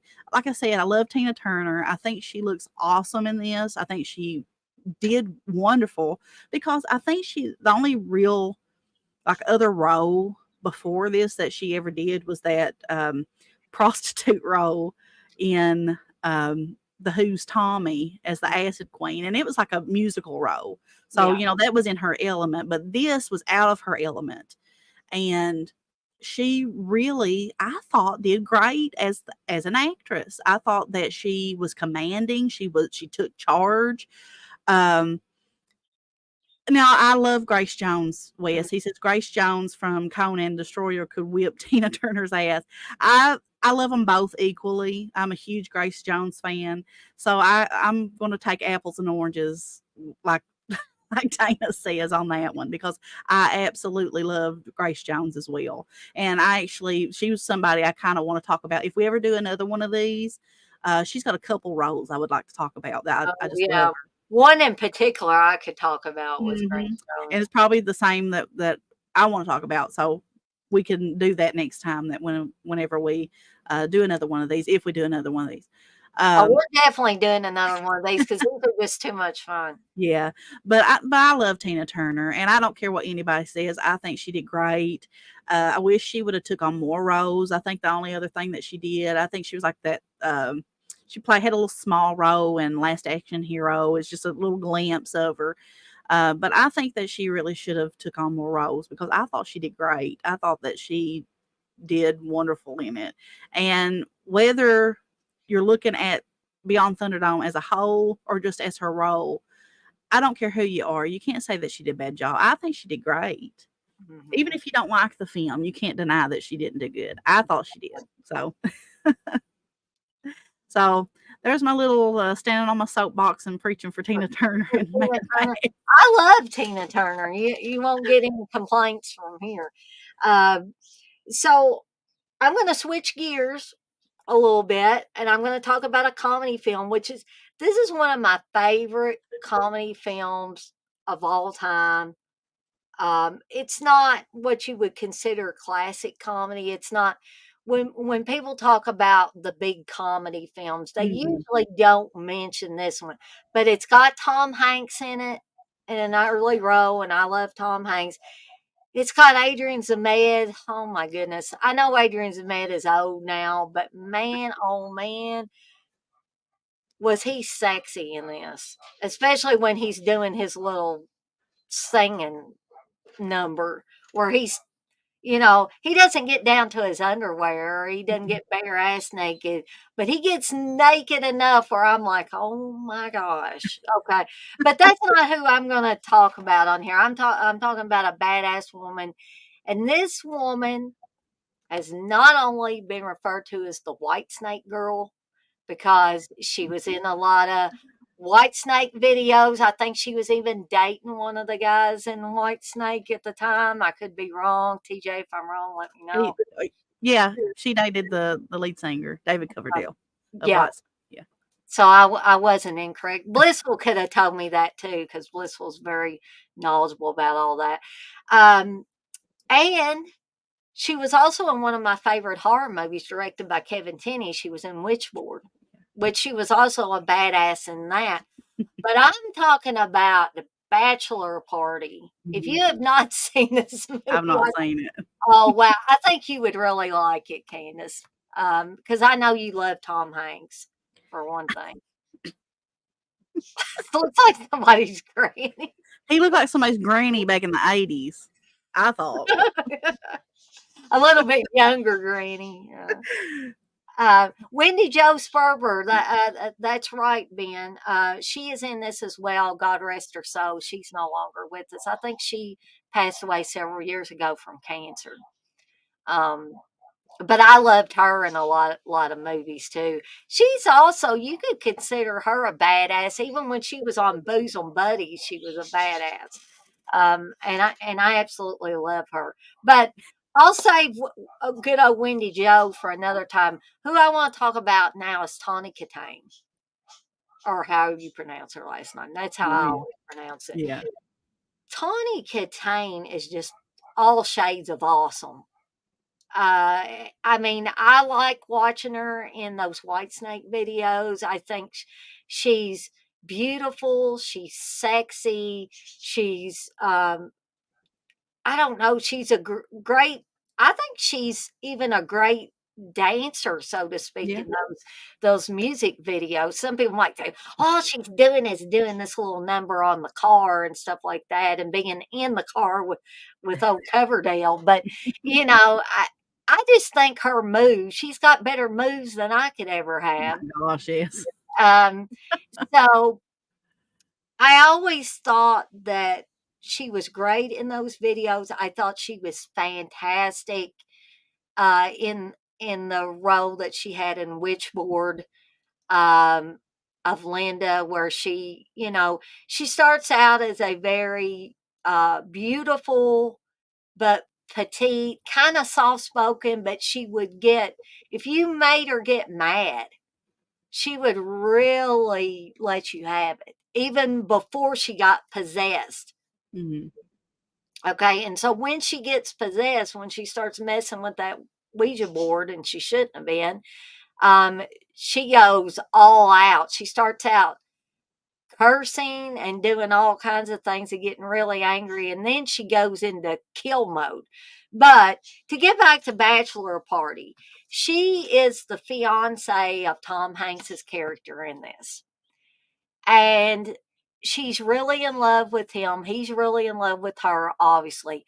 But when his buddies find out he's getting married, guess what? They want to throw him the proverbial bachelor party.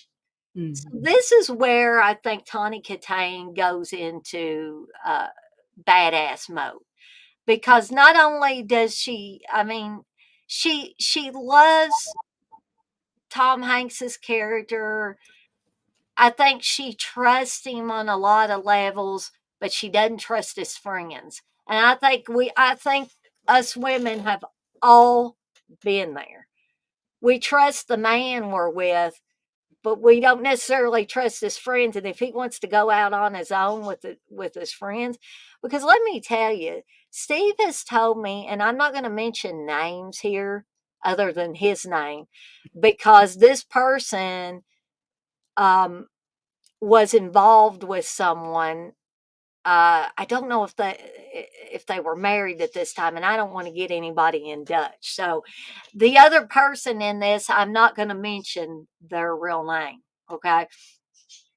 So Steve, had a few close friends growing up, and one of these particular friends used to like to get together with Steve, and they'd go out and go to weightlifting things and stuff like that. And invariably, they would end up at bars. These were two young men sowing their wild oats. They would end up at bars and other places. So they went to some kind of weightlifting, I guess, thing where they were watching other people weightlift. They weren't weightlifting themselves, but they stayed in a hotel. And the way Steve tells it, they ended up in a pool with a couple ladies, maybe multiple ladies, who one of them was a bride to be that was getting married the next day, and she ended up in the pool with Steve's friends. Oh my And gosh. Steve ended up in the pool with a friend of hers that was going to be in the wedding party. So I have no stake in this, because me and Steve didn't even know each other way back then. But it just shows you that sometimes things can get a little out of Mhm. control, when your significant other is not there with you. I'm not saying it happens all the time. I'm just saying it can happen. Yeah. Steve loves big, sweaty, muscular men. Lord, I hope not. I married the wrong man if that's the case. I don't think any guy molested Steve West, and if there was, no, this was not the person. TJ says Tawny is on Rat's first EP album cover. You are correct, TJ. Um, Wes said that was a lucky car that had Tawny Katane on it. Exactly. So again, Tawny Katane's character in this, she has to deal with with her insecurities about her husband to be. She has to deal with worries that he's going to go to this bachelor party and there's going to be probably hookers involved. There's going to be drugs involved. There's going to be alcohol involved. There's going to be all of these things involved. She knows this. So, you know, Tom Hanks's character assures her, it's going to be all right. What man doesn't do that? Dear, it's going to be all right. I'm your man. I'm not going to do anything. But she's still unsure. So the night that they're supposed to have the bachelor party, Tawny Kitane's character is having her bachelorette party where everybody brings her gifts and stuff like that. And it's more low key, it's more stylish and all that stuff.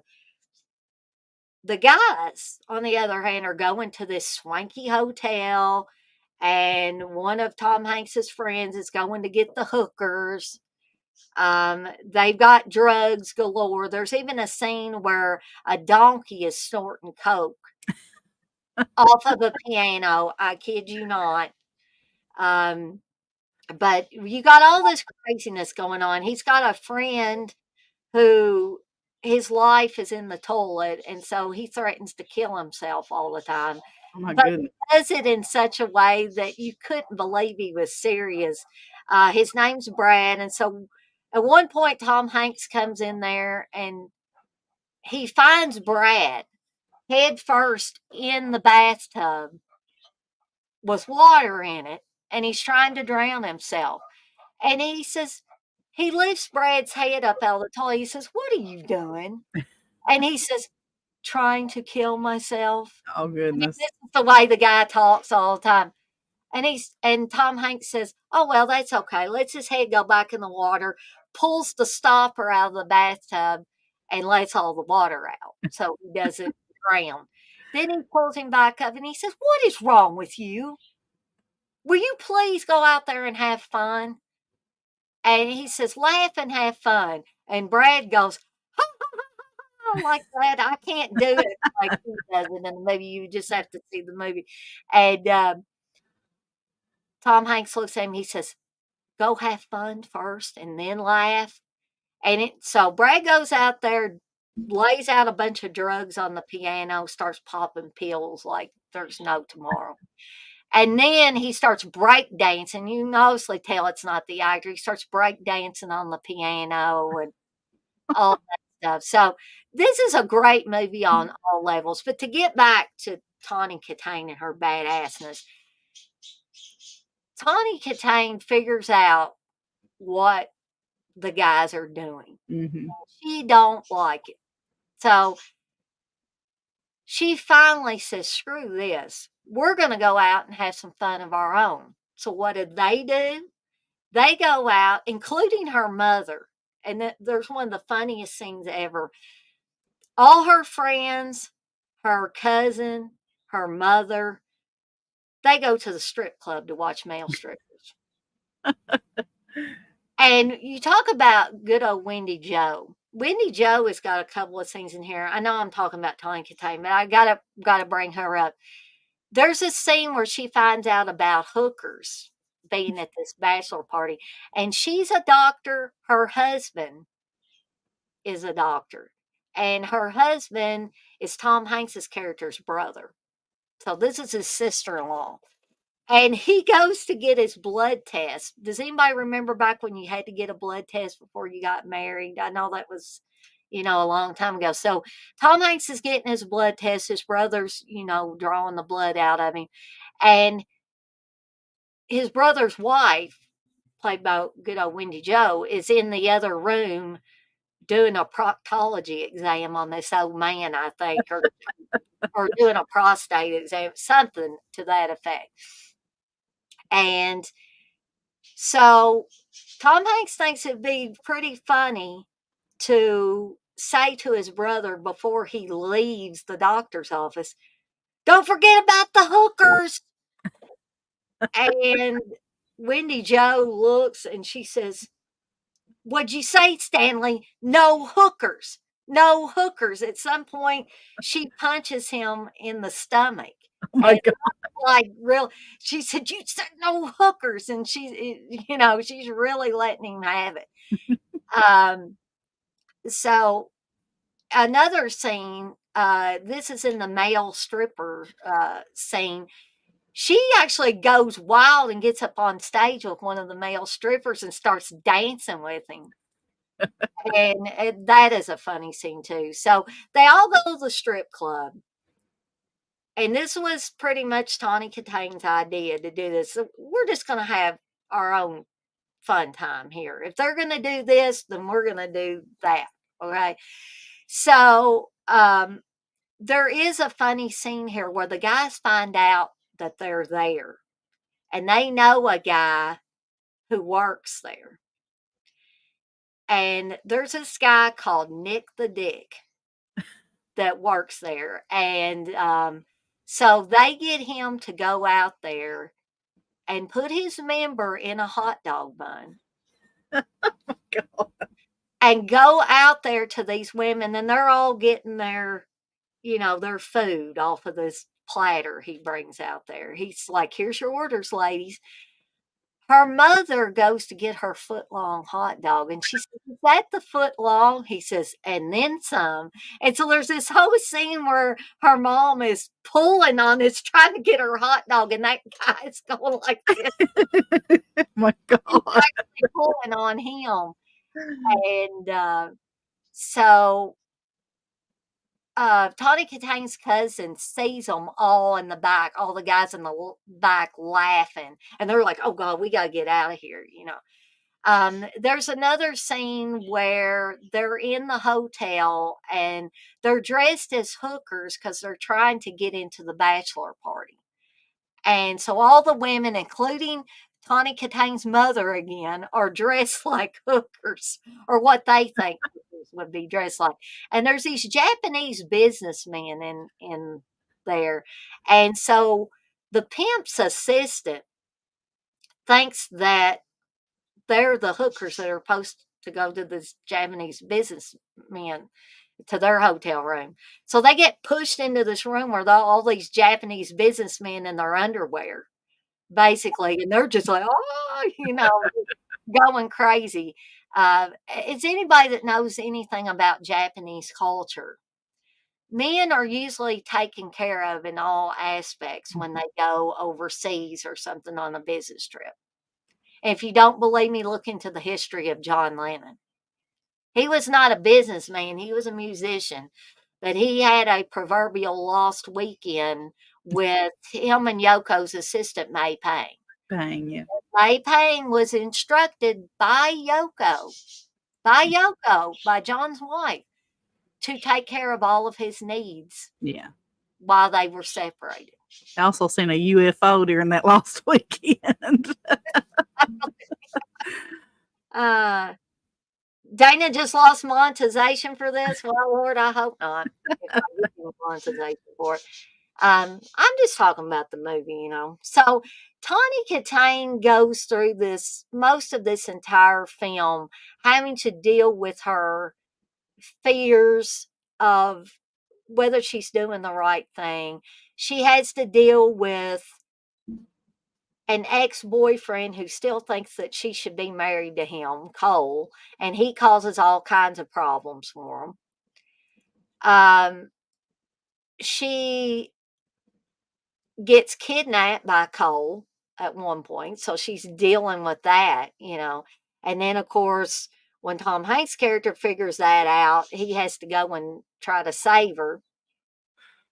I'm not even going to respond to that. But anyway, I'm not going to respond to what Wes said. Oh, man. But anyway, so she expresses badassness all over the place in this movie. And if you don't believe me, you need to watch Bachelor Party. Not only to see the lovely Tawny Kitane, to see Tom Hanks, to see Adrian Zemed do man, I could go on about that. We could have badass men. I could talk about Adrian's a man, but I won't. Um, but this is a great example, in my opinion, of a comedy movie that has, not necessarily just Tawny Katane, although she is the big one for Yeah. me. There are other women. The woman that played her cousin, which is the mom from Just the 10 of Us, as TJ brought up. And I think TJ was saying I just lost monetization because said Nick the Dick. But that was his name, and that was his professional name on there. Um, but I would recommend this movie for everybody to watch. Not kids necessarily, unless their parents are watching it with them, but there is some content in it that might be questionable for children to be watching. The movie is rated R, so Tom Hanks was in some rated R movies. Although Tom Hanks doesn't get naked, he doesn't say anything really bad in here. Um, but but I do love watching Tom Hanks in any capacity, basically. And I also love watching Tawny Katane in this. So, Mhm. again, highly recommend Bachelor Party and watching Tawny Katane in it. So, I know that was a little long winded. Sorry about that, Candace. Oh, that's okay. Dana, no selling it. What do you mean? I haven't sold you on Bachelor Party? What do you mean? That's a great movie. Sure, he wasn't talking about the comment above. Oh, I don't know. That's way, way far and beyond from what we were talking about. I think.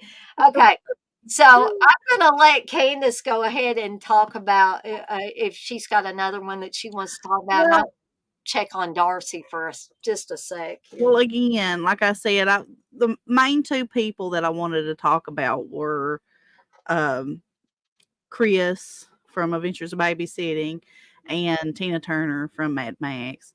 I mean, there's a lot of people that you could probably consider.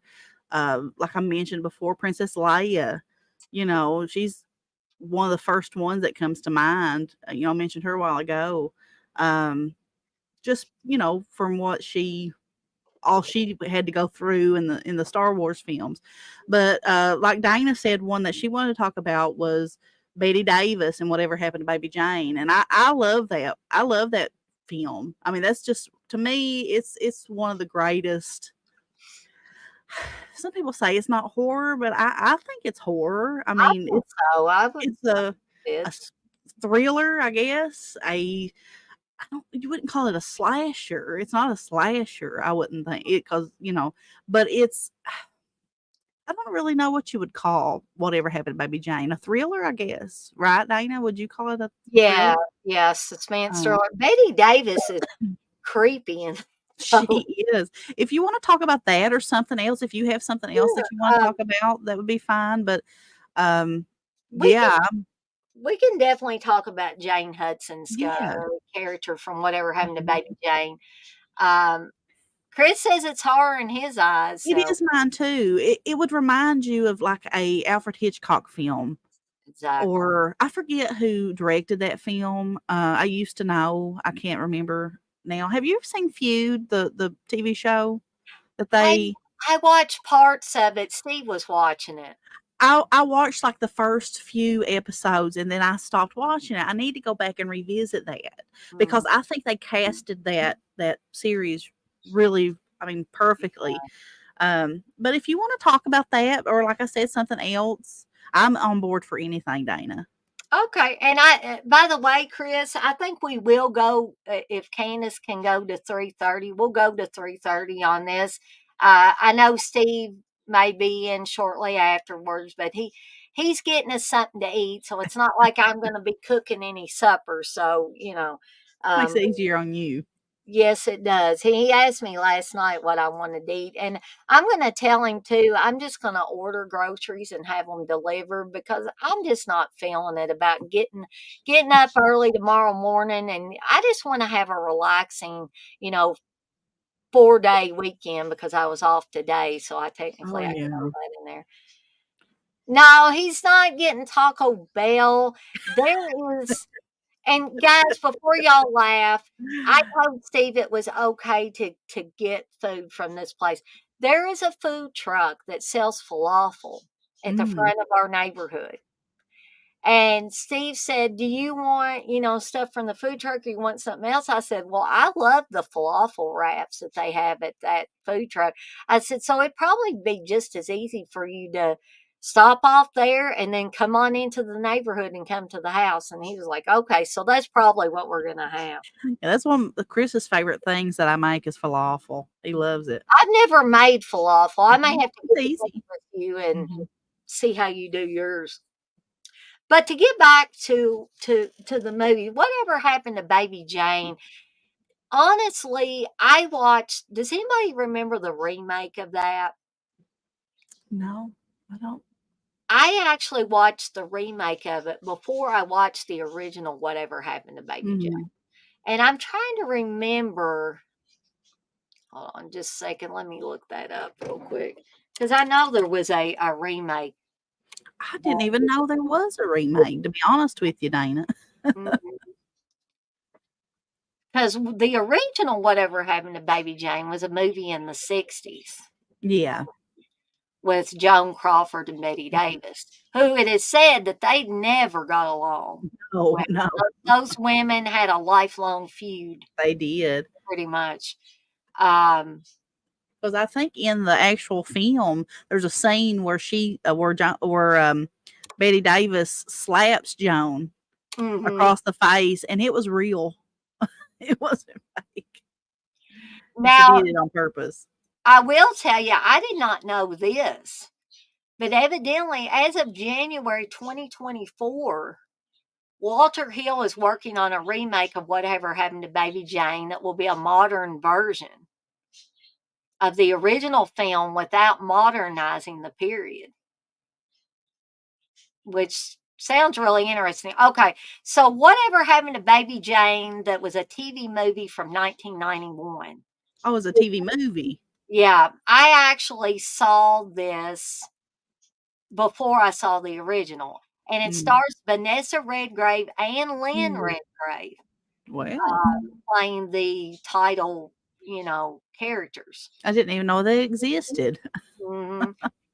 And I'll tell you, there is a scene where Lynn Redgrave, who plays Jane, puts on makeup, and it like I know that Betty Davis does this in the original, but there was something extra creepy about it when Lynn Redgrave Mhm. does it. But Betty Davis is no slouch either. I mean, she is Mhm. is unhinged in the original Yeah. 1962 film.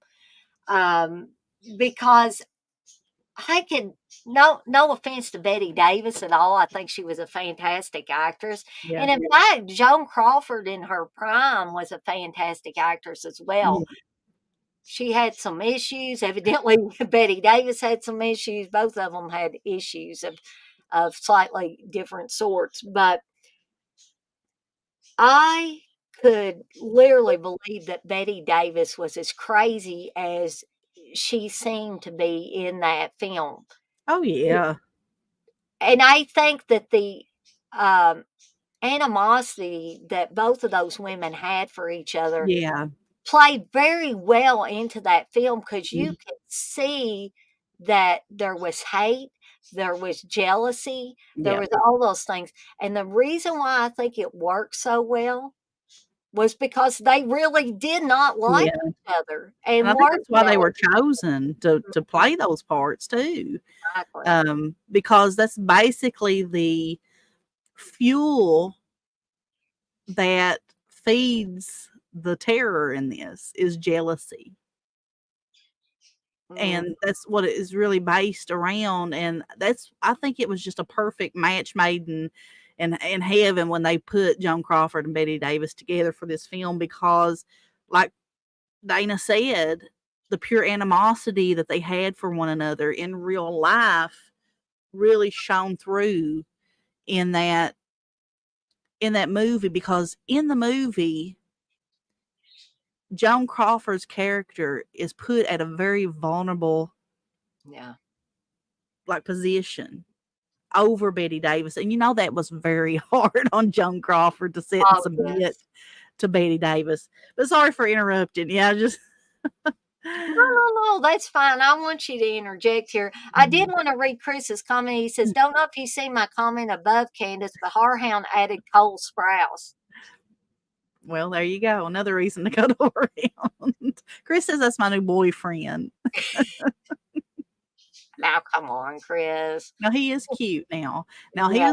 he played in that Sweet Life of Zack and Cody. Now I didn't, I guess we was around the same age back then, but he's older now, and I can say he is cute. Now, TJ's got a good little bit of information too. He said Joan Crawford found the book and wanted Davis to play opposite her originally. So, I think even though there was so much animosity between those two women, I think there was a professional respect for each other as well. Otherwise, Joan Crawford wouldn't have done that. And I don't think she would have done it for anybody else other than Betty Davis. Batman says he was in Adam Sandler's Big Daddy. Yeah, the And little boy. hey, Batman, by the way, I think I forgot to say hello earlier. So the 1962, in my eyes, classic Whatever Happened to Baby Jane, that is a must see. It is. Yeah, definitely. And I agree with Candace that it's very much like a Hitchcock or Hitchcockian style film, from the atmosphere down to even the way the actresses interact with each other is very Hitchcockian to me. What is Chris saying? I'm not sure who Candace likes more, Cole Sprouse or Tony Todd. He's digging himself into a hole. I'll just tell you that right now. You better. You're in trouble, Chris. He claims that I'm obsessed with Tony Todd. Well, I think Steve thinks, and maybe I am. Steve thinks, as of late, I am obsessed with Robert Englund. It's just been Robert Englund this, Robert Englund that. I got to watch this movie with Robert Englund in it. But I've got a I Love Robert Englund shirt that, by the way, Steve is wearing in two commercials that we did at my Deadites on Deck shop. So be sure to check those out, by the way. If we have time, I might show one of them. Oh, yeah. Which one do you think I should show? The second one or the third one, Candace? Which one do you think was most funny? Maybe the third one. Is that the one with Linnea in it? Darcy is in. Or Darcy, I mean. I'm sorry. Oh, no, no problem. That's not a problem. Chris says, I'm Candyman, bitch. He's killing me. He really wants to be on here more with us. I think that's what it is. No, yeah, are you saying that to me, dear? Or are you saying that to West? Tacos for you. Or maybe he's just doing the soup. Well, he has to be called the soup Nutsy now. He can't be called the soup Nazi anymore. Oh, Wesley. Okay. Batman says Natasha Henstridge was a total badass in both Species movies. Yeah, I would agree with that. I've seen the Species movies a long time ago, but is that the one where the scene where the hot tub? I think, I'm pretty sure. Yeah, I remember seeing that a long time ago. But no, go ahead, Dave. Go ahead. No, go ahead, Candace. I was just making an inflection. But back to the Whatever Happened to Baby Jane, I had started talking about it earlier whenever you had walked away, and I had just said that the whole concept of the beginning of the film, because Betty Davis's character Jane is a child star, kind of like that of Shirley Temple, or I don't know if you know who Rosemary is from. Yeah, you know who's Rosemary. I love her. She was a child star, a child singer, Shirley Temple back in the day, and they called her Baby Rosemarie. So Jane Hudson kind of is one of these stars, and they even have like her doll, like they did like the Shirley Temple doll, and it's real creepy looking and stuff. But it's like it's if Shirley Temple went awry. It's kind of what this film is like, because her sister is Joan Crawford, and she becomes a star, which kind of outshines because the parents are, I think especially the mom is a real bitch in the beginning of that film, because they really do Joan Crawford's character dirty, because she's kind of like the second best. They kind of like push her over to the side, and like nobody likes Blanche. She don't have any special talents or anything like that, and they're all for this little brat of Jane, because Jane is a brat, a pure brat, just like somebody that you would not want to be around, and she gets whatever she wants and stuff like that. But later in life, that kind of child image, it doesn't grow with her, and she doesn't attract the public like she used to. So her sister Blanche becomes a famous movie star, and she gets jealous of her, and it just goes downhill from there. And I know we're focusing a lot more on Jane, the character of Jane, but Blanche can be a badass too, because if I'm remembering correctly, Blanche is injured and she spends a lot of time in a wheelchair. She's injured in a way that's not very well. Yeah. And so Jane completely takes that as an opportunity to basically torture her sister, keep her sister inside this house, and prevent anybody from contacting her. Yeah. If that's not demented, I don't know what It is. is. She kind of is the downfall of Blanche. She's responsible for her being in the wheelchair, and she's crazy. She's like obsessed because she was so spoiled as a child that whenever things stopped being she stopped being the focus of everybody's attention, she just couldn't take it anymore, and she just like snapped, and just that rottenness from the childhood kind of carried over into adult, which made her even more demented.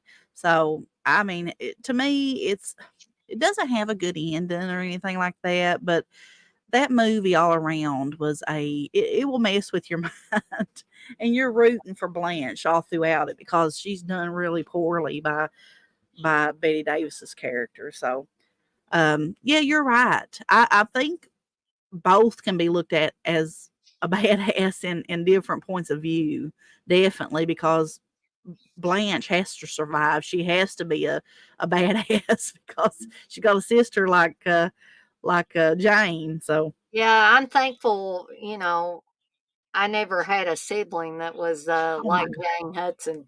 No, that would be crazy. And TJ brings up, then there's the twist about the sisters. Candice, do you want to bring up the twist, or do we If you want, you can bring it up if you want. It's up to you. Well, see, here's the problem. I don't recall the twist at this point, which, I have to admit to that. So I'd be talking out of my butt if I did that. People figure it out, I guess, whatever TJ's talking about. So spoilers. Yeah, well, I gave a spoiler about a 40-year-old movie earlier with Friday the 13th. So yeah, for anybody who's not watched it, just watch it and you will see. I mean, they end up on like a beach or whatever at the end.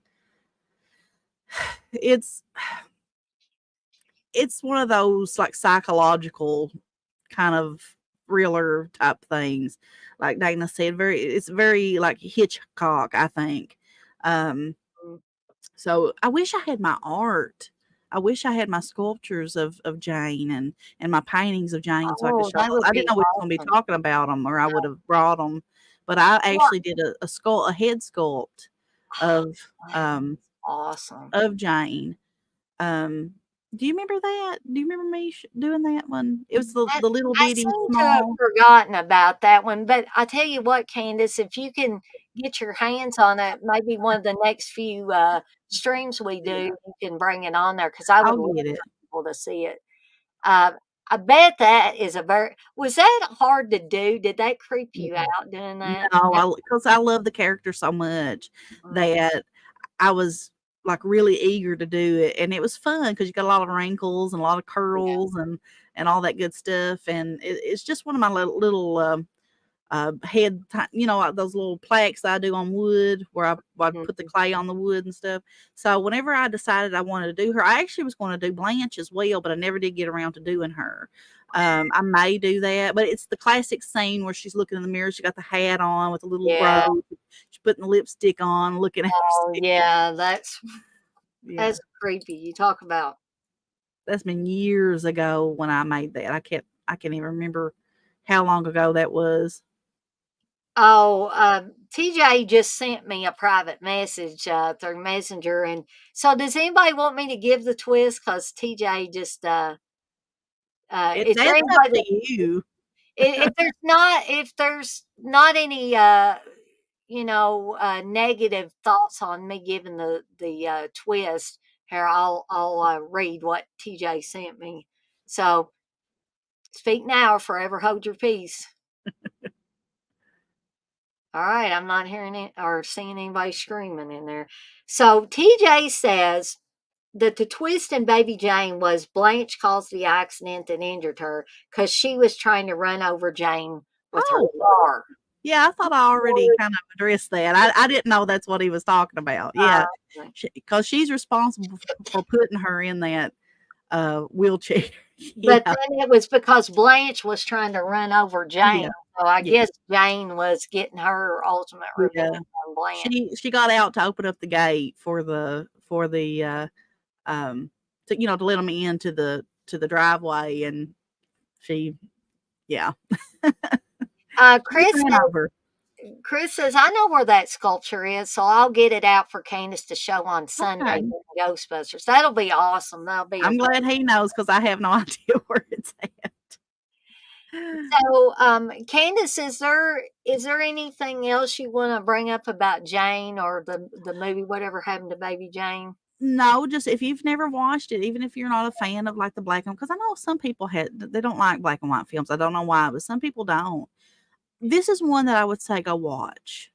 Mm, It's really good. It's if you like thrillers, if you like stuff that's kinda like Hitchcock, go watch it. I mean, it's really well made. It's a it's not fun, but it's fun to watch mhm. because of the history, and go look into the history of the film.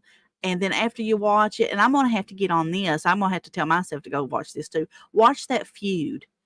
I need to go back and watch that too because I watched a couple episodes of it and I loved what I was seeing. So I need to go back and watch that too because it goes over that era of making that film, right, Dana? It's like during the making of Yeah. that is what this TV show is about, and it's made by the people. Is it made by the people that makes American Horror Story? It is, isn't it?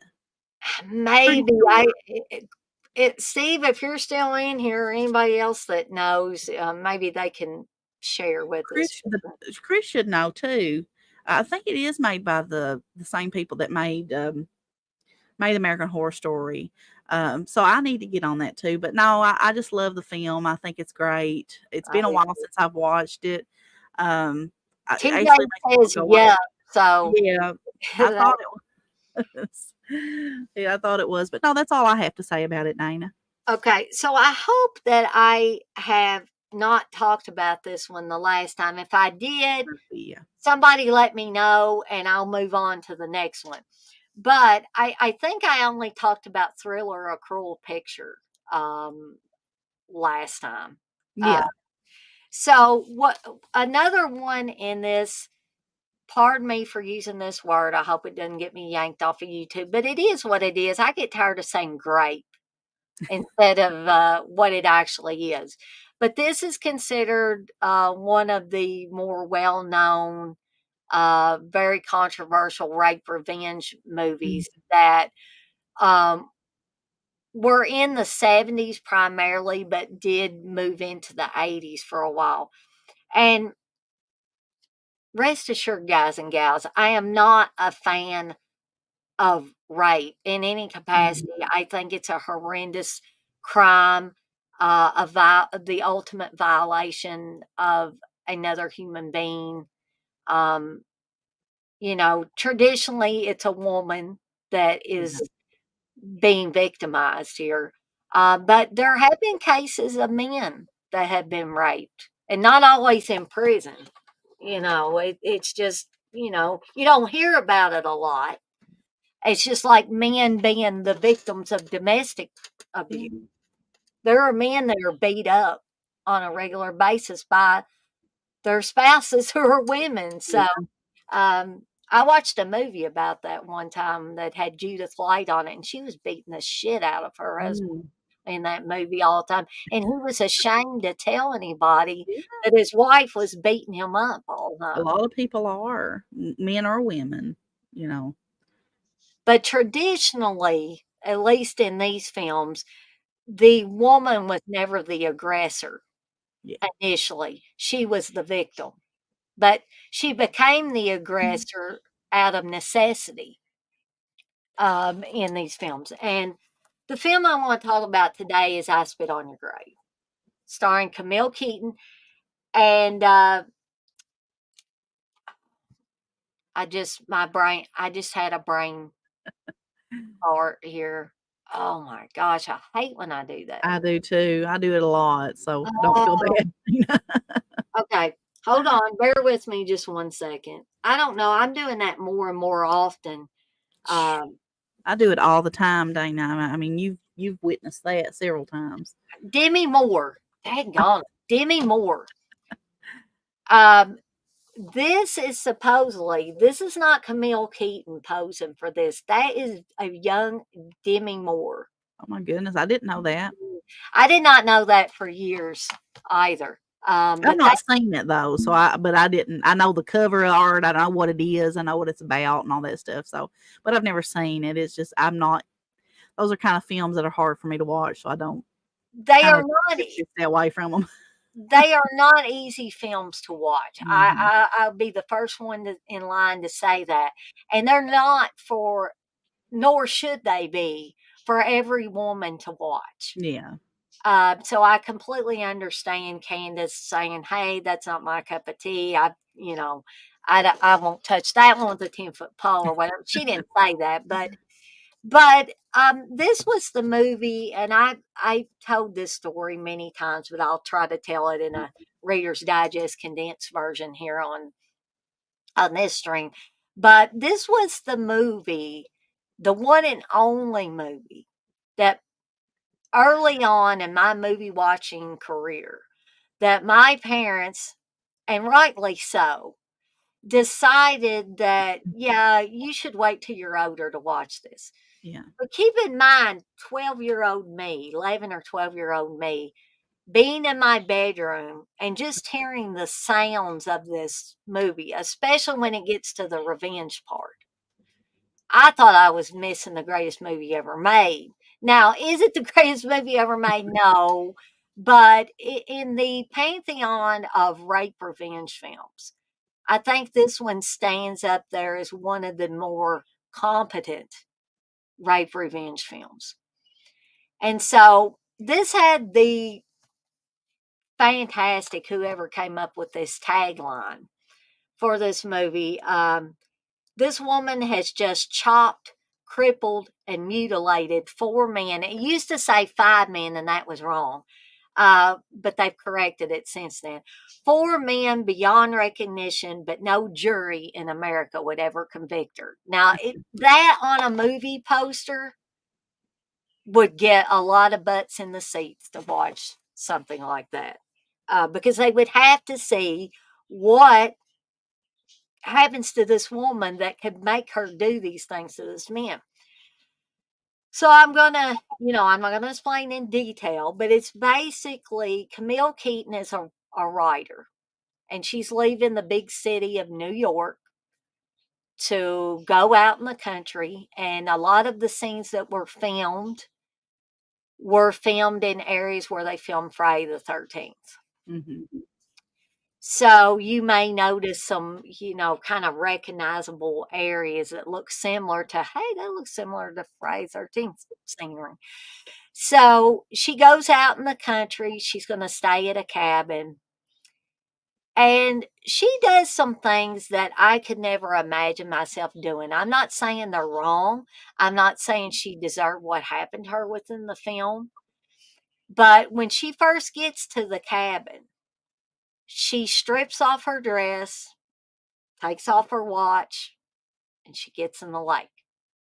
Now, I personally wouldn't do that because I'm quite shy, but this was late 70s. Yeah. So I'm sure there were women that were a little bit more comfortable with their bodies, comfortable with themselves as a woman. And so I think that that's what the director was trying to show by having this scene.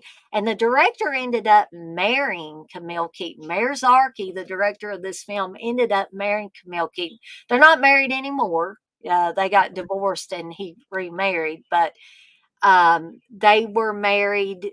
I didn't think they were married when this movie was made, but maybe shortly after. And she became the stepmother to two of his kids that he'd had from a prior marriage. So anyway, she had stopped at a gas station before she got to the cabin.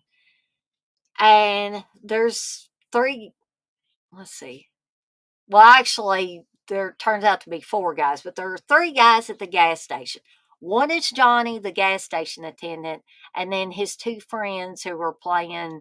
I don't know what did Joe Bob call it, Mumbledy Peg or whatever. He wasn't sure what they were playing. They're basically throwing a knife and then stretching out to pull the knife out of the ground without falling down. I think this might have been called stretch.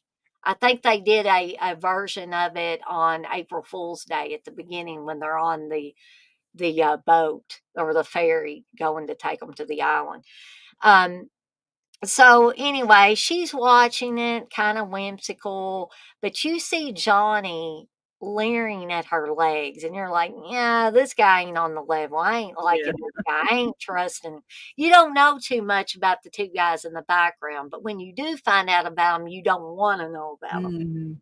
So he's leering at her legs, and she's got an appropriate length dress on. It's not like she went, got out and started walking around with Daisy Dukes on or something like that. But he's eyeballing her up and down, and he's got a look on his face that I don't trust. Hope's Frankly, no good. yeah, exactly. So gas was like 520 or something like that. She got her car filled up. This is My like God. 1978, guys and gals. She was able to get her car filled up, and this is a big ass car too. My She was Lord. able to get that car filled up with a tank of gas for $5.20. That's a fantasy film. Yeah, nowadays it is. But so after that, she of course goes to the cabin. She has her little skinny dip scene where she gets in the lake, and while she's in the lake, you see a wide shot that where Mayor Zarki was filming her from afar. And I got to bring this up, and I think Joe Bob brought this up as well too, because he did a commentary for this film. That if this was a film that was meant to titillate, why would the director choose to do a very wide shot? He's not lingering on her breast. He's not lingering on her too much, like, full frontal, running towards the water and stuff like that. He's not lingering. It's not like how whenever Phoebe Cates comes out of the swimming pool at Fast Times. And like, yeah, exactly. That might be a little titillation going on. But this movie was crucified for being a lot of things. Yeah. Siskel and Ebert were all over this thing. They said that it made men want to commit rape. that Yeah. it made rape look glamorous. And I'm like, dudes, I just don't see it. I just don't see it. Like it fueled fantasy for people Yeah, yeah. to want to act out. Yeah. And so we've got this wide shot, which is obviously someone is peering at her through the trees and watching her as she thinks she's alone. She doesn't think anybody's around. So she's having her a little skinny dip in this lake. And we'll find out later who exactly that was that was peering at her through the trees and watching her and probably getting their jollies, although that's not expressed in there. Um, so we go along and she orders some groceries. Even back in 1978 in small towns, you could have groceries delivered from Yeah. the local grocery store. They didn't have DoorDash and Instacart and Grubhub and all that stuff, but your local grocery store would be glad to provide you with a few groceries if you ordered them. So Matthew brings her groceries, and Matthew is a mentally disabled man. That's the nice way to say it. There are other ways that I could say it, but I won't say that because we don't want to get anybody upset. But Matthew is clearly mentally disabled. We find out that he hangs out with the guys at the gas station because he doesn't really have any friends. And these guys aren't friends to him. They use him basically. And he's childlike. He doesn't know any better. But he works at the grocery store. He's their delivery guy. He rides his bicycle and he brings a couple of bags of groceries to Jennifer, Camille Keaton's character. And he has a conversation with her, and it seems to be very, very nice and innocent conversation. She tells him that she's a writer, and he says, what do you write? He's clearly interested in her, and he finds her attractive as well. That much is obvious. And she said, well, you probably haven't read anything I've written. I write mostly for women's magazines. And he goes, I don't read them. So they have this kind of, whimsical, kind of nice conversation. And she gives him an apple and she gives him a tip. And there's the whole scene where he wants to know where she's from. And she says, I'm from New York City. And he says, oh, you come from an evil place. And she said, well, here's a tip from an evil New Yorker. And he kind of goes on his way. But where does he go? He goes back to the gas station to tell Johnny and the others, I saw Miss Hill. And he said, I saw her tits. I really did. Because he thinks that that's going to get him in good with the guys he thinks is his buddies. And Johnny's like, oh, yeah, when he says that. So, the wheels are turning in Johnny's mind at that point. Okay. So they devise a plan, and unfortunately, they include Matthew in said plan to attack Jennifer and brutally rape her, and then to kill her. And guess who they send? This is probably one of the stupidest decisions that Johnny could have ever made. He seems to be the leader of the group, to send Matthew in there to kill her. Why would you do that? Because that's not going to go well. And Matthew does not end up killing her. He merely takes the knife, wipes it on the blood that's already on Jennifer, leaves, goes back out there, shows him the knife with the blood on it. He said, I stabbed her deep like you told me to. And they say, good boy, Matthew, and, go on their way. But I'm not trying to make light of the rape. You are presented with at least 20 minutes of grueling rape scenes. It's very, very, very hard to watch. And I would not recommend this film for everybody. This is very sensitive subject matter.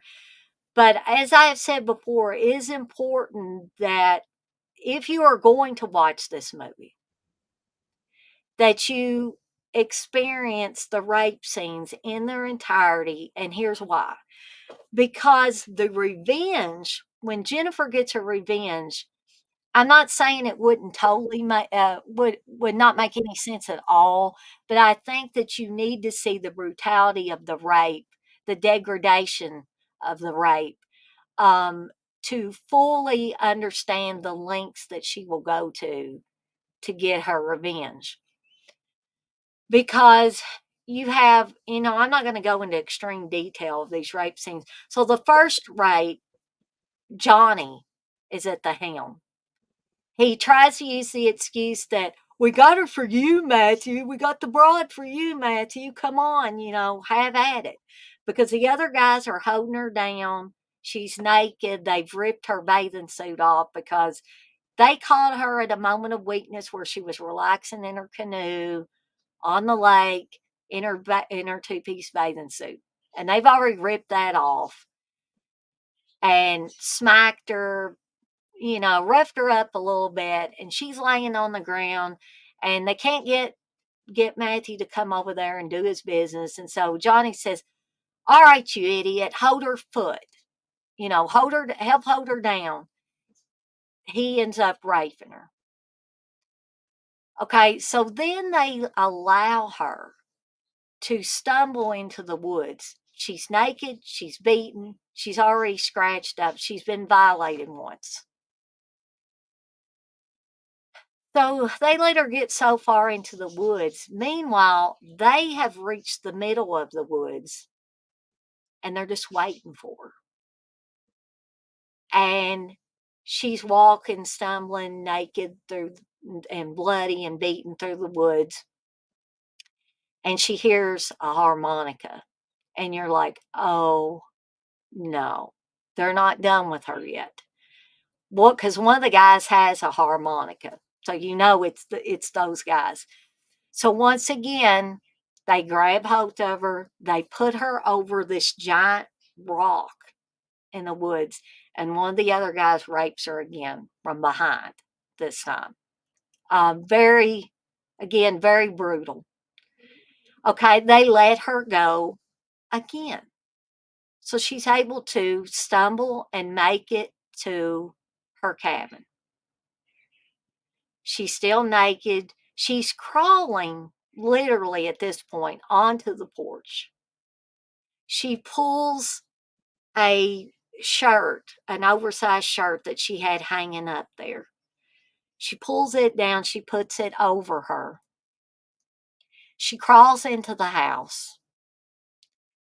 She's crawling towards the phone with the intent, we know, to call the cops and maybe call for the ambulance for medical attention.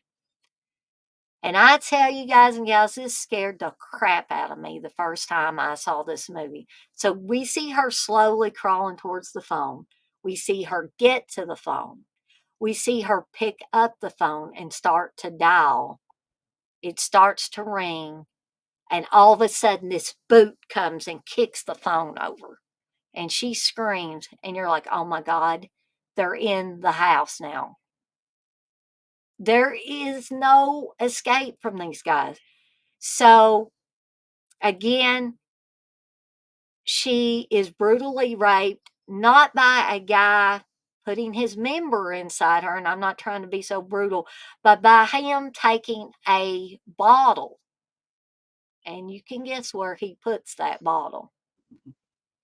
And before he does this, he utters the word, suck it, bitch, to her.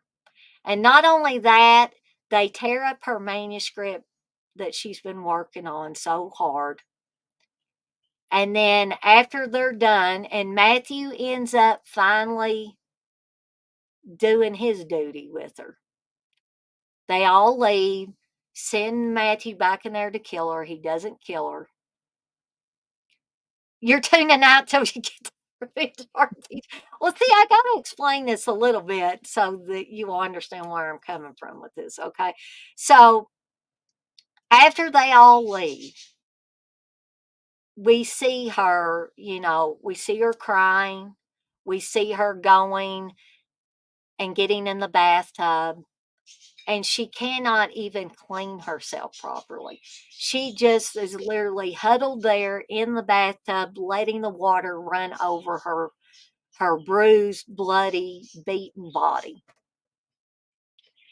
Then we see a scene of her laying in bed with like heat sources all over her, because these guys have not only violated her by raping her, they have kicked her, they have beaten her, they have done all these things. So, she's badass right there for surviving all of this. Mhm. It says, yeah, Candace will never watch it now. But I was never going to watch it to yeah, begin with. I didn't get the feeling that she was ever going to watch this. No, I can't Okay. do stuff like this. And so when she gets well enough, she starts the path to revenge, including a scene where some people might be a little upset by it, but I think it was very important part of the movie.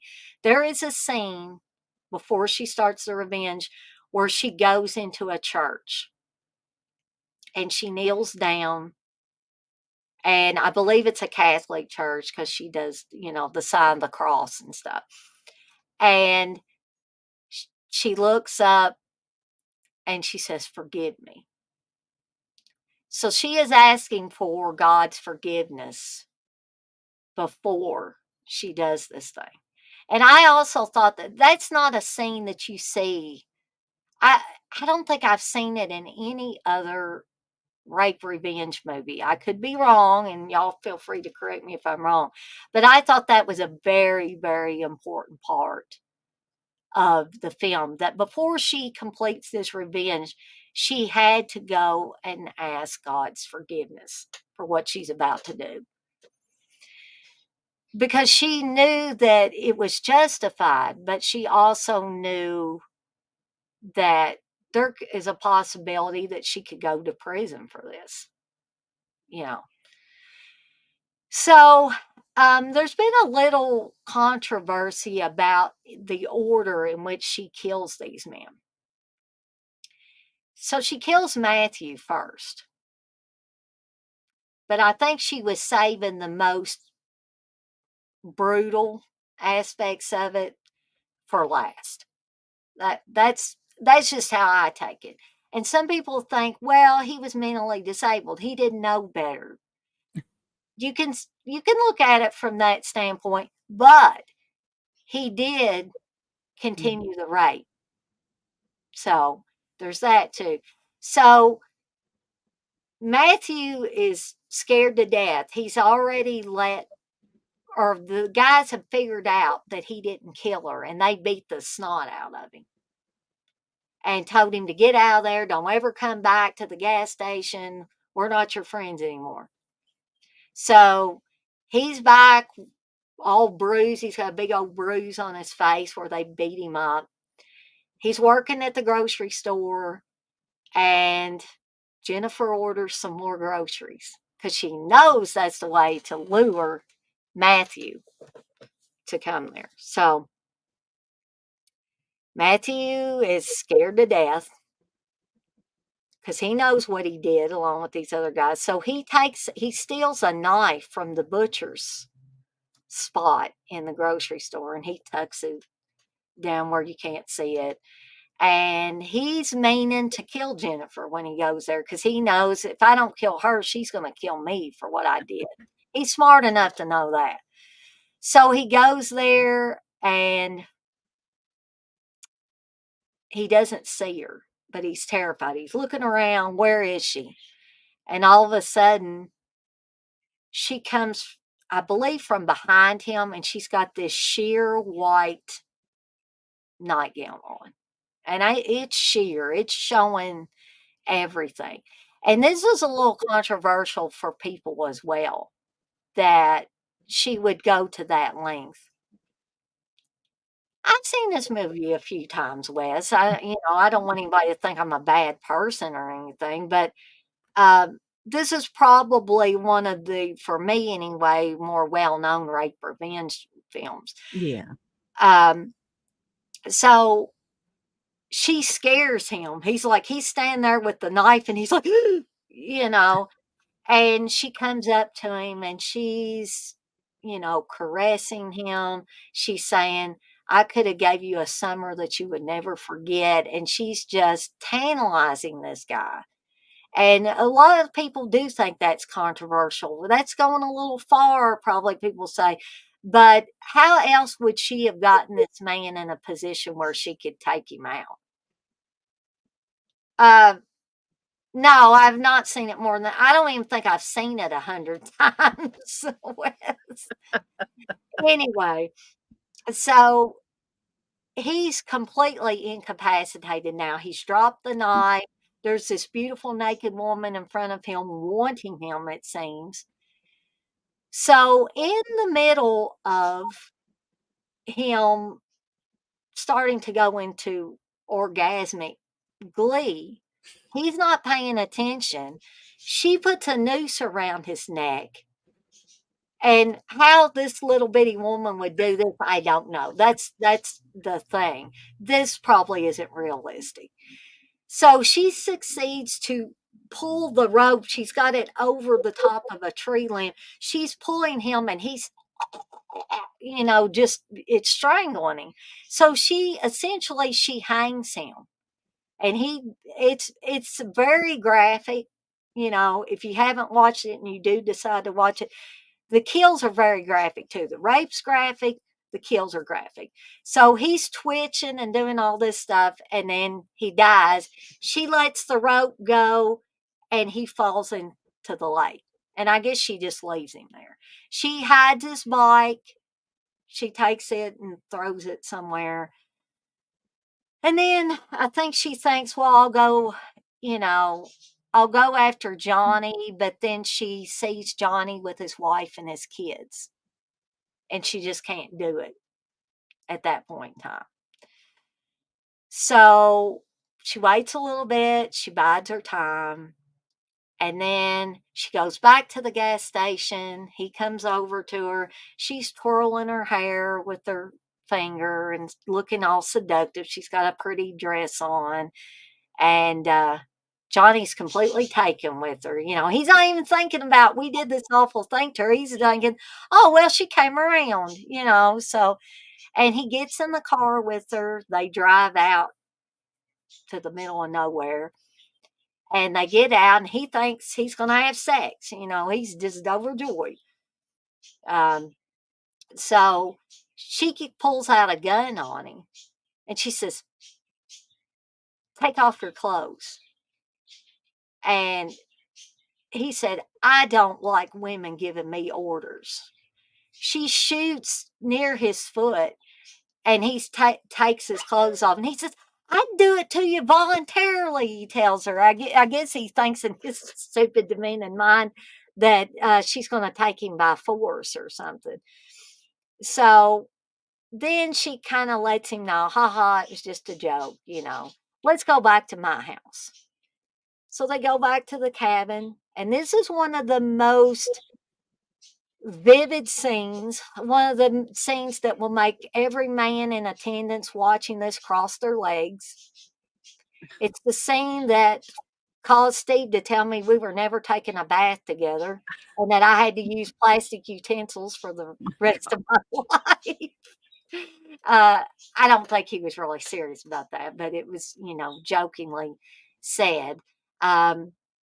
So Johnny's in the bathtub. He's, sitting there relaxing. She's standing naked at the bathroom mirror. She's putting her hair up all pretty and stuff with bobby pins and stuff.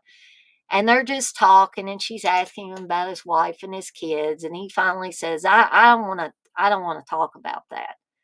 I don't want to talk about my wife and kids. And so then she gets into the bathtub with him. And for her to come up with this is it's done for a reason, and it was completely justified within the movie. But this is probably the most sadistic of the revenge plots that she has against these men. But it's well deserved because Johnny started all this. So she gets in the bathtub with him. She starts pleasuring him with her hands. He's in ecstasy. He's going on about God bless your hands, and then we see her other hand go outside the bathtub underneath a towel that she has there. She pulls out a butcher knife. It's probably the same butcher knife that Matthew brought with him. That's what I'm willing to bet. She very carefully brings that into the bathtub under the water. He's still, enjoying it. And then all of a sudden you see her go like that, and a splash of blood comes up. And he says, he's got his eyes closed during that part. He said, "Oh, that's so sweet, it's painful." And then he looks down, and blood is just coming up like a fountain of blood. And I will never forget this scene a day in my life. He starts screaming. He's like, "Oh my God, what have you done to me? I can't stop the bleeding. Oh God, I can't stop the bleeding." And you're like, "You son of a bitch. You deserve that." That's the way I am when I watch that movie.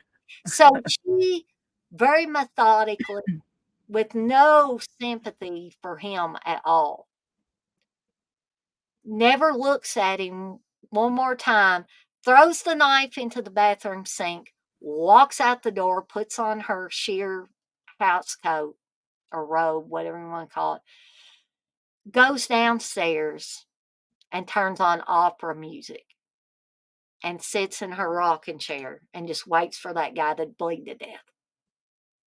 And you can hear him thumping around in the bathroom upstairs, still screaming that he can't stop the bleeding, even at one point saying mother. He's calling out for his mother as he's, bleeding to death. So the next time you see Johnny, he's at the steps, looks like the steps going to her basement, all twisted up in this weird position. Then you see him see her burning his clothes. I'm not sure what she does with him at that point. They don't show. Maybe she goes and throws him in the lake with Matthew. So the last two guys she kills was the one that raped her over the rock, and the other guy that stuck the bottle where he shouldn't have been sticking the bottle.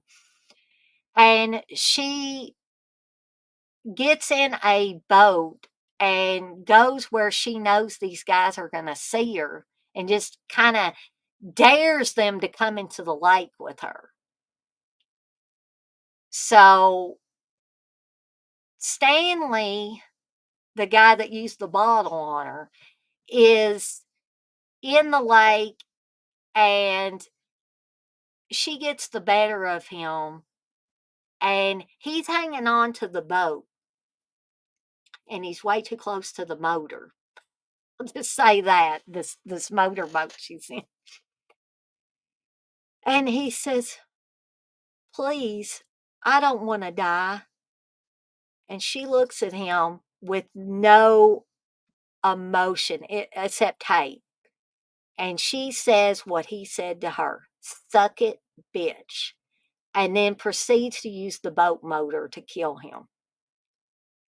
Then the other guy is watching this from over by the trees, and he jumps in there, and she axes him in the back. And the last scene you see of Jennifer, she's still in the boat going across the lake with a slight smile on her face. And that's the final scene you see before the credits roll. And I'm sorry that was long-winded, but I think that this is a movie that warrants a little more description in it. Chris says, "Hell yeah, it's brutal." Blitzel says, "Dang, you're going to have to tag on a huge Yeah. trip for him." Yeah.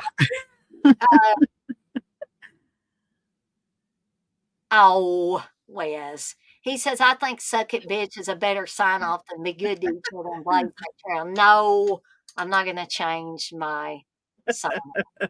Um, Yeah, I agree with that because this is a movie that could trigger a lot of emotions in Oh, yeah. and I hope that I didn't upset Candace or anybody else in here.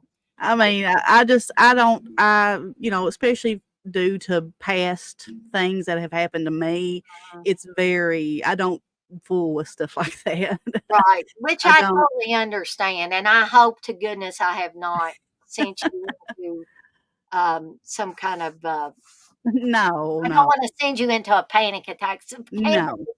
is one of my best friends. I do not wanna do that to her, and that was not my intention with describing this film in such detail. I don't do films like that. I remember as a young girl catching a Jodie Foster film that had a pretty, it wasn't I mean, it was graphic for what it was. It was like in a pool room. I forget what even the movie was.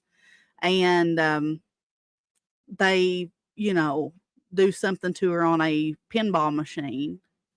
And I remember that just like, I was like, I can't watch stuff like this. And then, I've had stuff happen to me that's sexual in that. I've never been done that way, but I've been sexually assaulted. And it's something that is, it's a demeaning thing that happens. It's Mhm. something that makes you feel like you could do that to somebody. I'm just gonna be real here. I mean, because it's not my shame. Yeah. But I have been sexually assaulted before, by somebody that um I didn't know, and it's just it's a very demeaning thing. Um, so whenever it's not something I would choose to watch. I Right, guess. right. So, I will give everybody Yeah. in the audience a sense of relief in that this will be the last rape revenge that I talk about for these, badass women in Yeah. cinema. But I it was not my intent to upset anybody or send anybody into a panic attack or anything like that. And I will be putting a warning in the description Yeah. of this Yeah. video, because I think, it is warranted, before people go into this and watch it. Yeah. And me and Candace are just gonna be talking about regular films, and then I start talking about I Spit on Your Grave, they're like, "Oh my god." So they can be prepared a little, I guess, is Yeah, what you can. But you've not sent me into a panic. I don't want you to think that you've bothered me anyway. It would bother me just thinking about that. I know what happened in the film, so you're not telling me something that I don't already know. right, So Dana's not telling me something that I've not already read or seen, on the internet or something.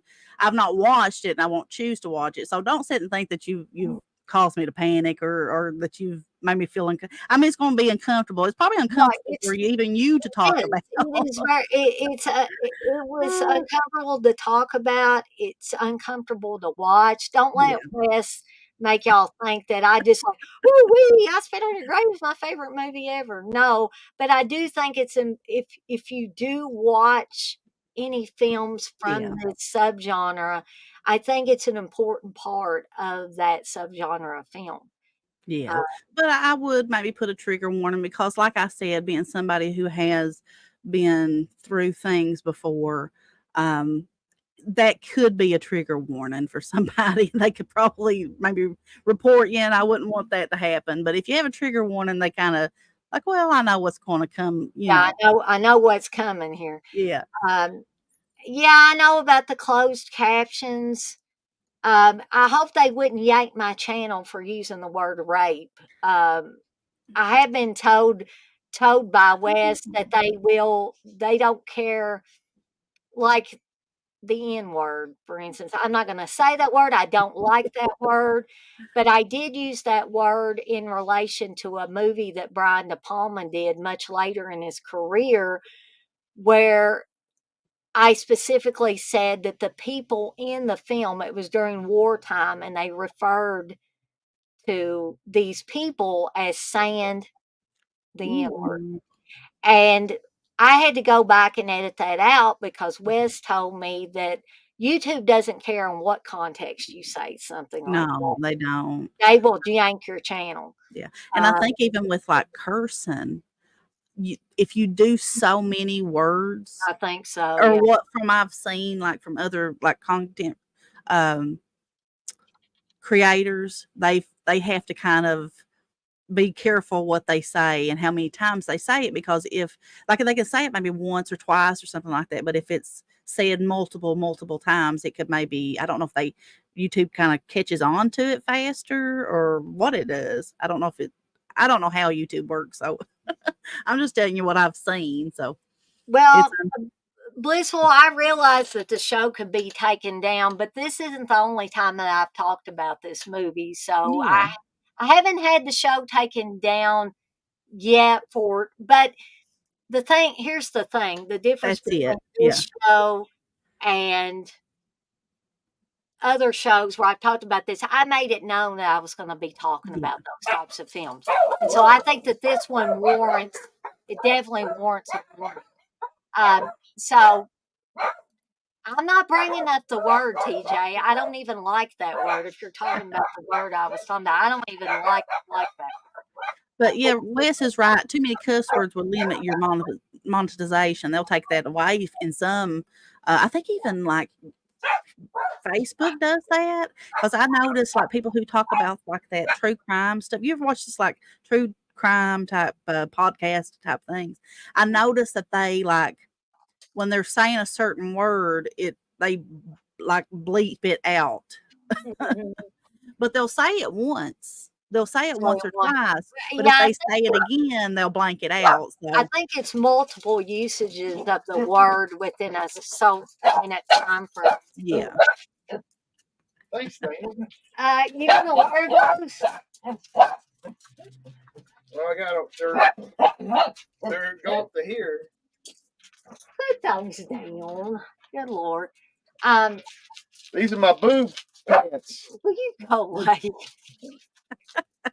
Oh you my. get Steve a pair of those pants. Yeah, maybe I should got him a pair. Dogs, now we're trying to time this show now. All right. So now that I've made people all kinds of triggered, and I apologize for that. I did not intend to. Sometimes I just don't think whenever I start talking about something. So it was not meant to upset anybody or trigger anybody. There will be a warning on this video that there is some sensitive content. Um, I already marked my stuff not for kids, which I know that doesn't matter a hill of beans sometimes because kids do get on the internet Oh without yeah, and they watch whatever. But I do try to mark any of my videos not for kids. And then it's the parents' right or whatever to decide if they want their kid to watch it or yeah. not. So, anyway, moving on, since we're at the after 4 mark, and this has been yet another fun show. Me and Candace are going to do another one of these Yeah. because I still got movies I can talk about. Well, and Chris even brought up the fact of like TV shows Yeah. that like 11. She is definitely badass. She's somebody that I don't know. Do you watch Stranger Things, Dana? I Yeah, can't remember. I love that show. So, that would be something that I know Chris would like to, come on and talk about that one as well, about 11. I love Stranger Things. I'm so excited about this new season. I am too. I'm nervous about it, but I'm excited about it too. I wish for it a variety of reasons. Yeah. I'm a huge Eddie fan, so Me too. That's one of the big ones. I'm hoping. I'm not going to say just in case somebody's not made it, that far. But my fingers are crossed for a certain reason. If you're in the know, you know what I'm talking about. So, Candace, is there anything, movie wise or anything you want to promote or anything before we tie this up? Well, I've had fun. I've had fun doing it and talking about all that we've talked about. I want to do another one, like you said. I would love to do another one, and maybe even bring like people like from TV shows and stuff in. But now me and Chris, like you, Dana's got a game. But while she's taking care of what she's taking care of, if you've not checked out Chris and I's our Death by Stereo podcast, We've got a new video up. We didn't get to put up the See, can you make because it? we usually put out 2 videos. We put out a TerraVision and the Video Dead.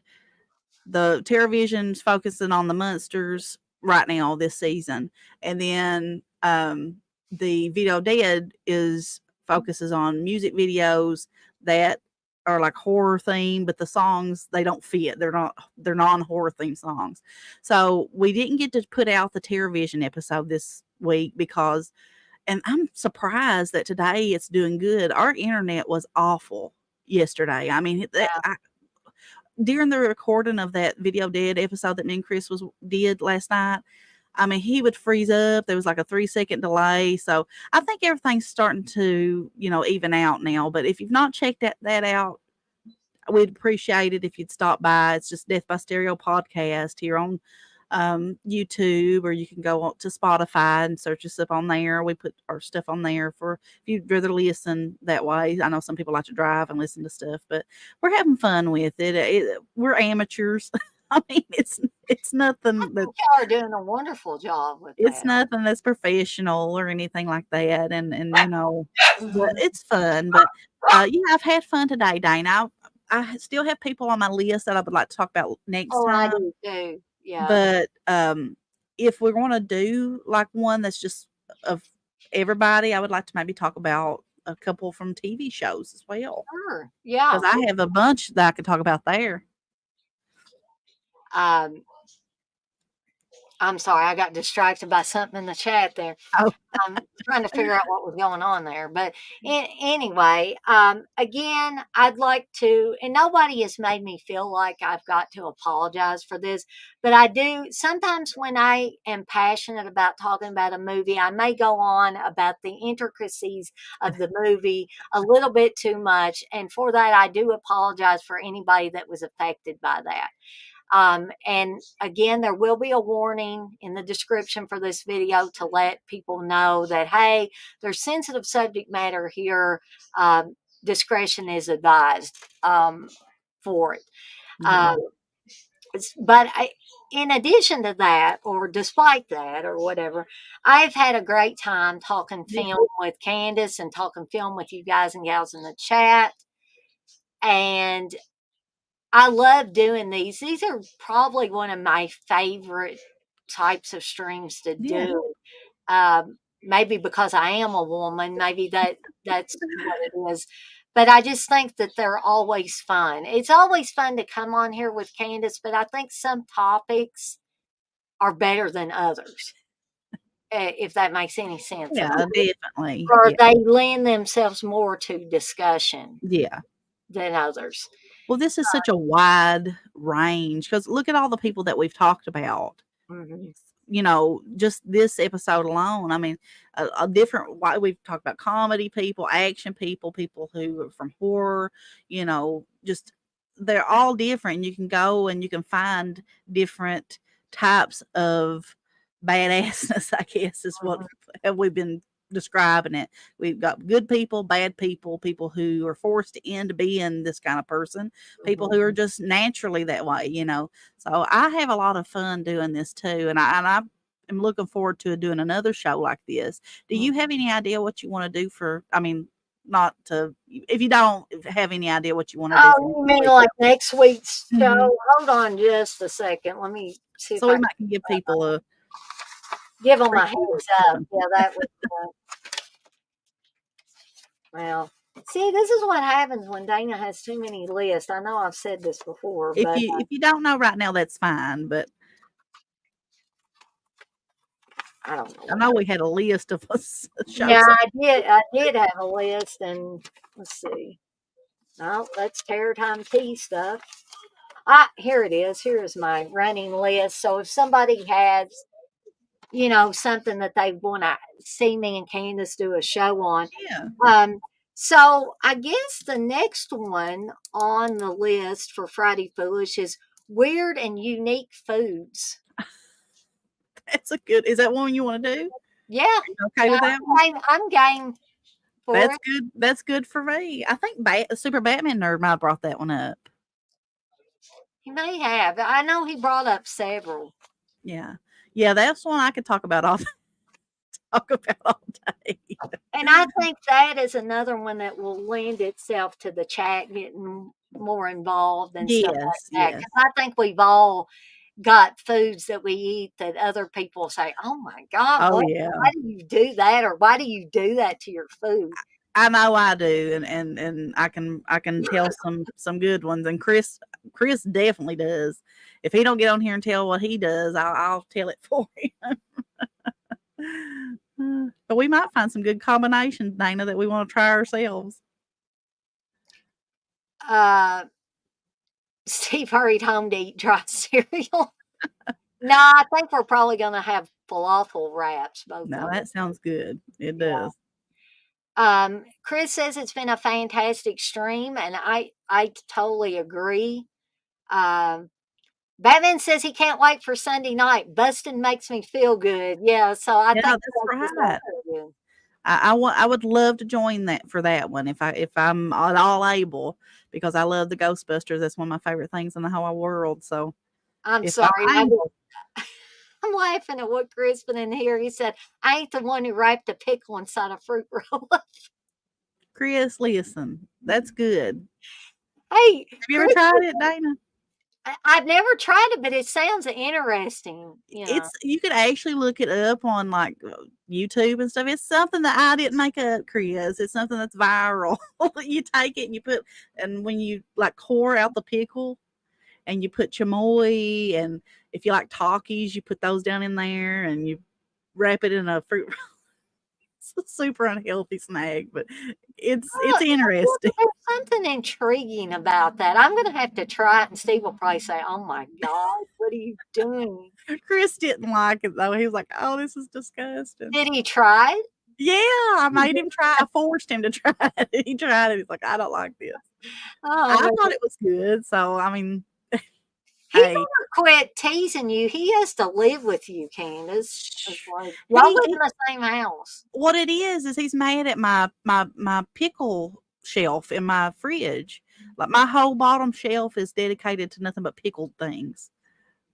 That's okay with me. I have any kind of pickle you can think of. And he's like, "Will you stop buying pickles?" Every time I bring in a pickle, he's like, "Stop buying pickles." I said, "No, it's a way of life, and I'm bringing my pickles in." Christy must be sending secret messages or not so secret messages. He says, forced against my will, send help. Oh, I even pickle the corn, Dana.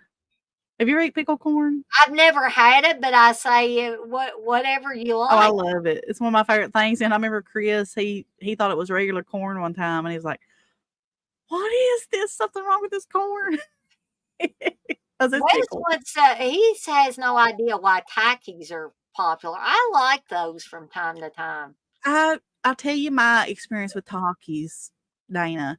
I got a bag and I tried them and I liked them. And they were hot, but they were okay. But they almost sent me to the hospital. Oh no. So I said, never again. But my son and nephews love them. The blue Takis or whatever.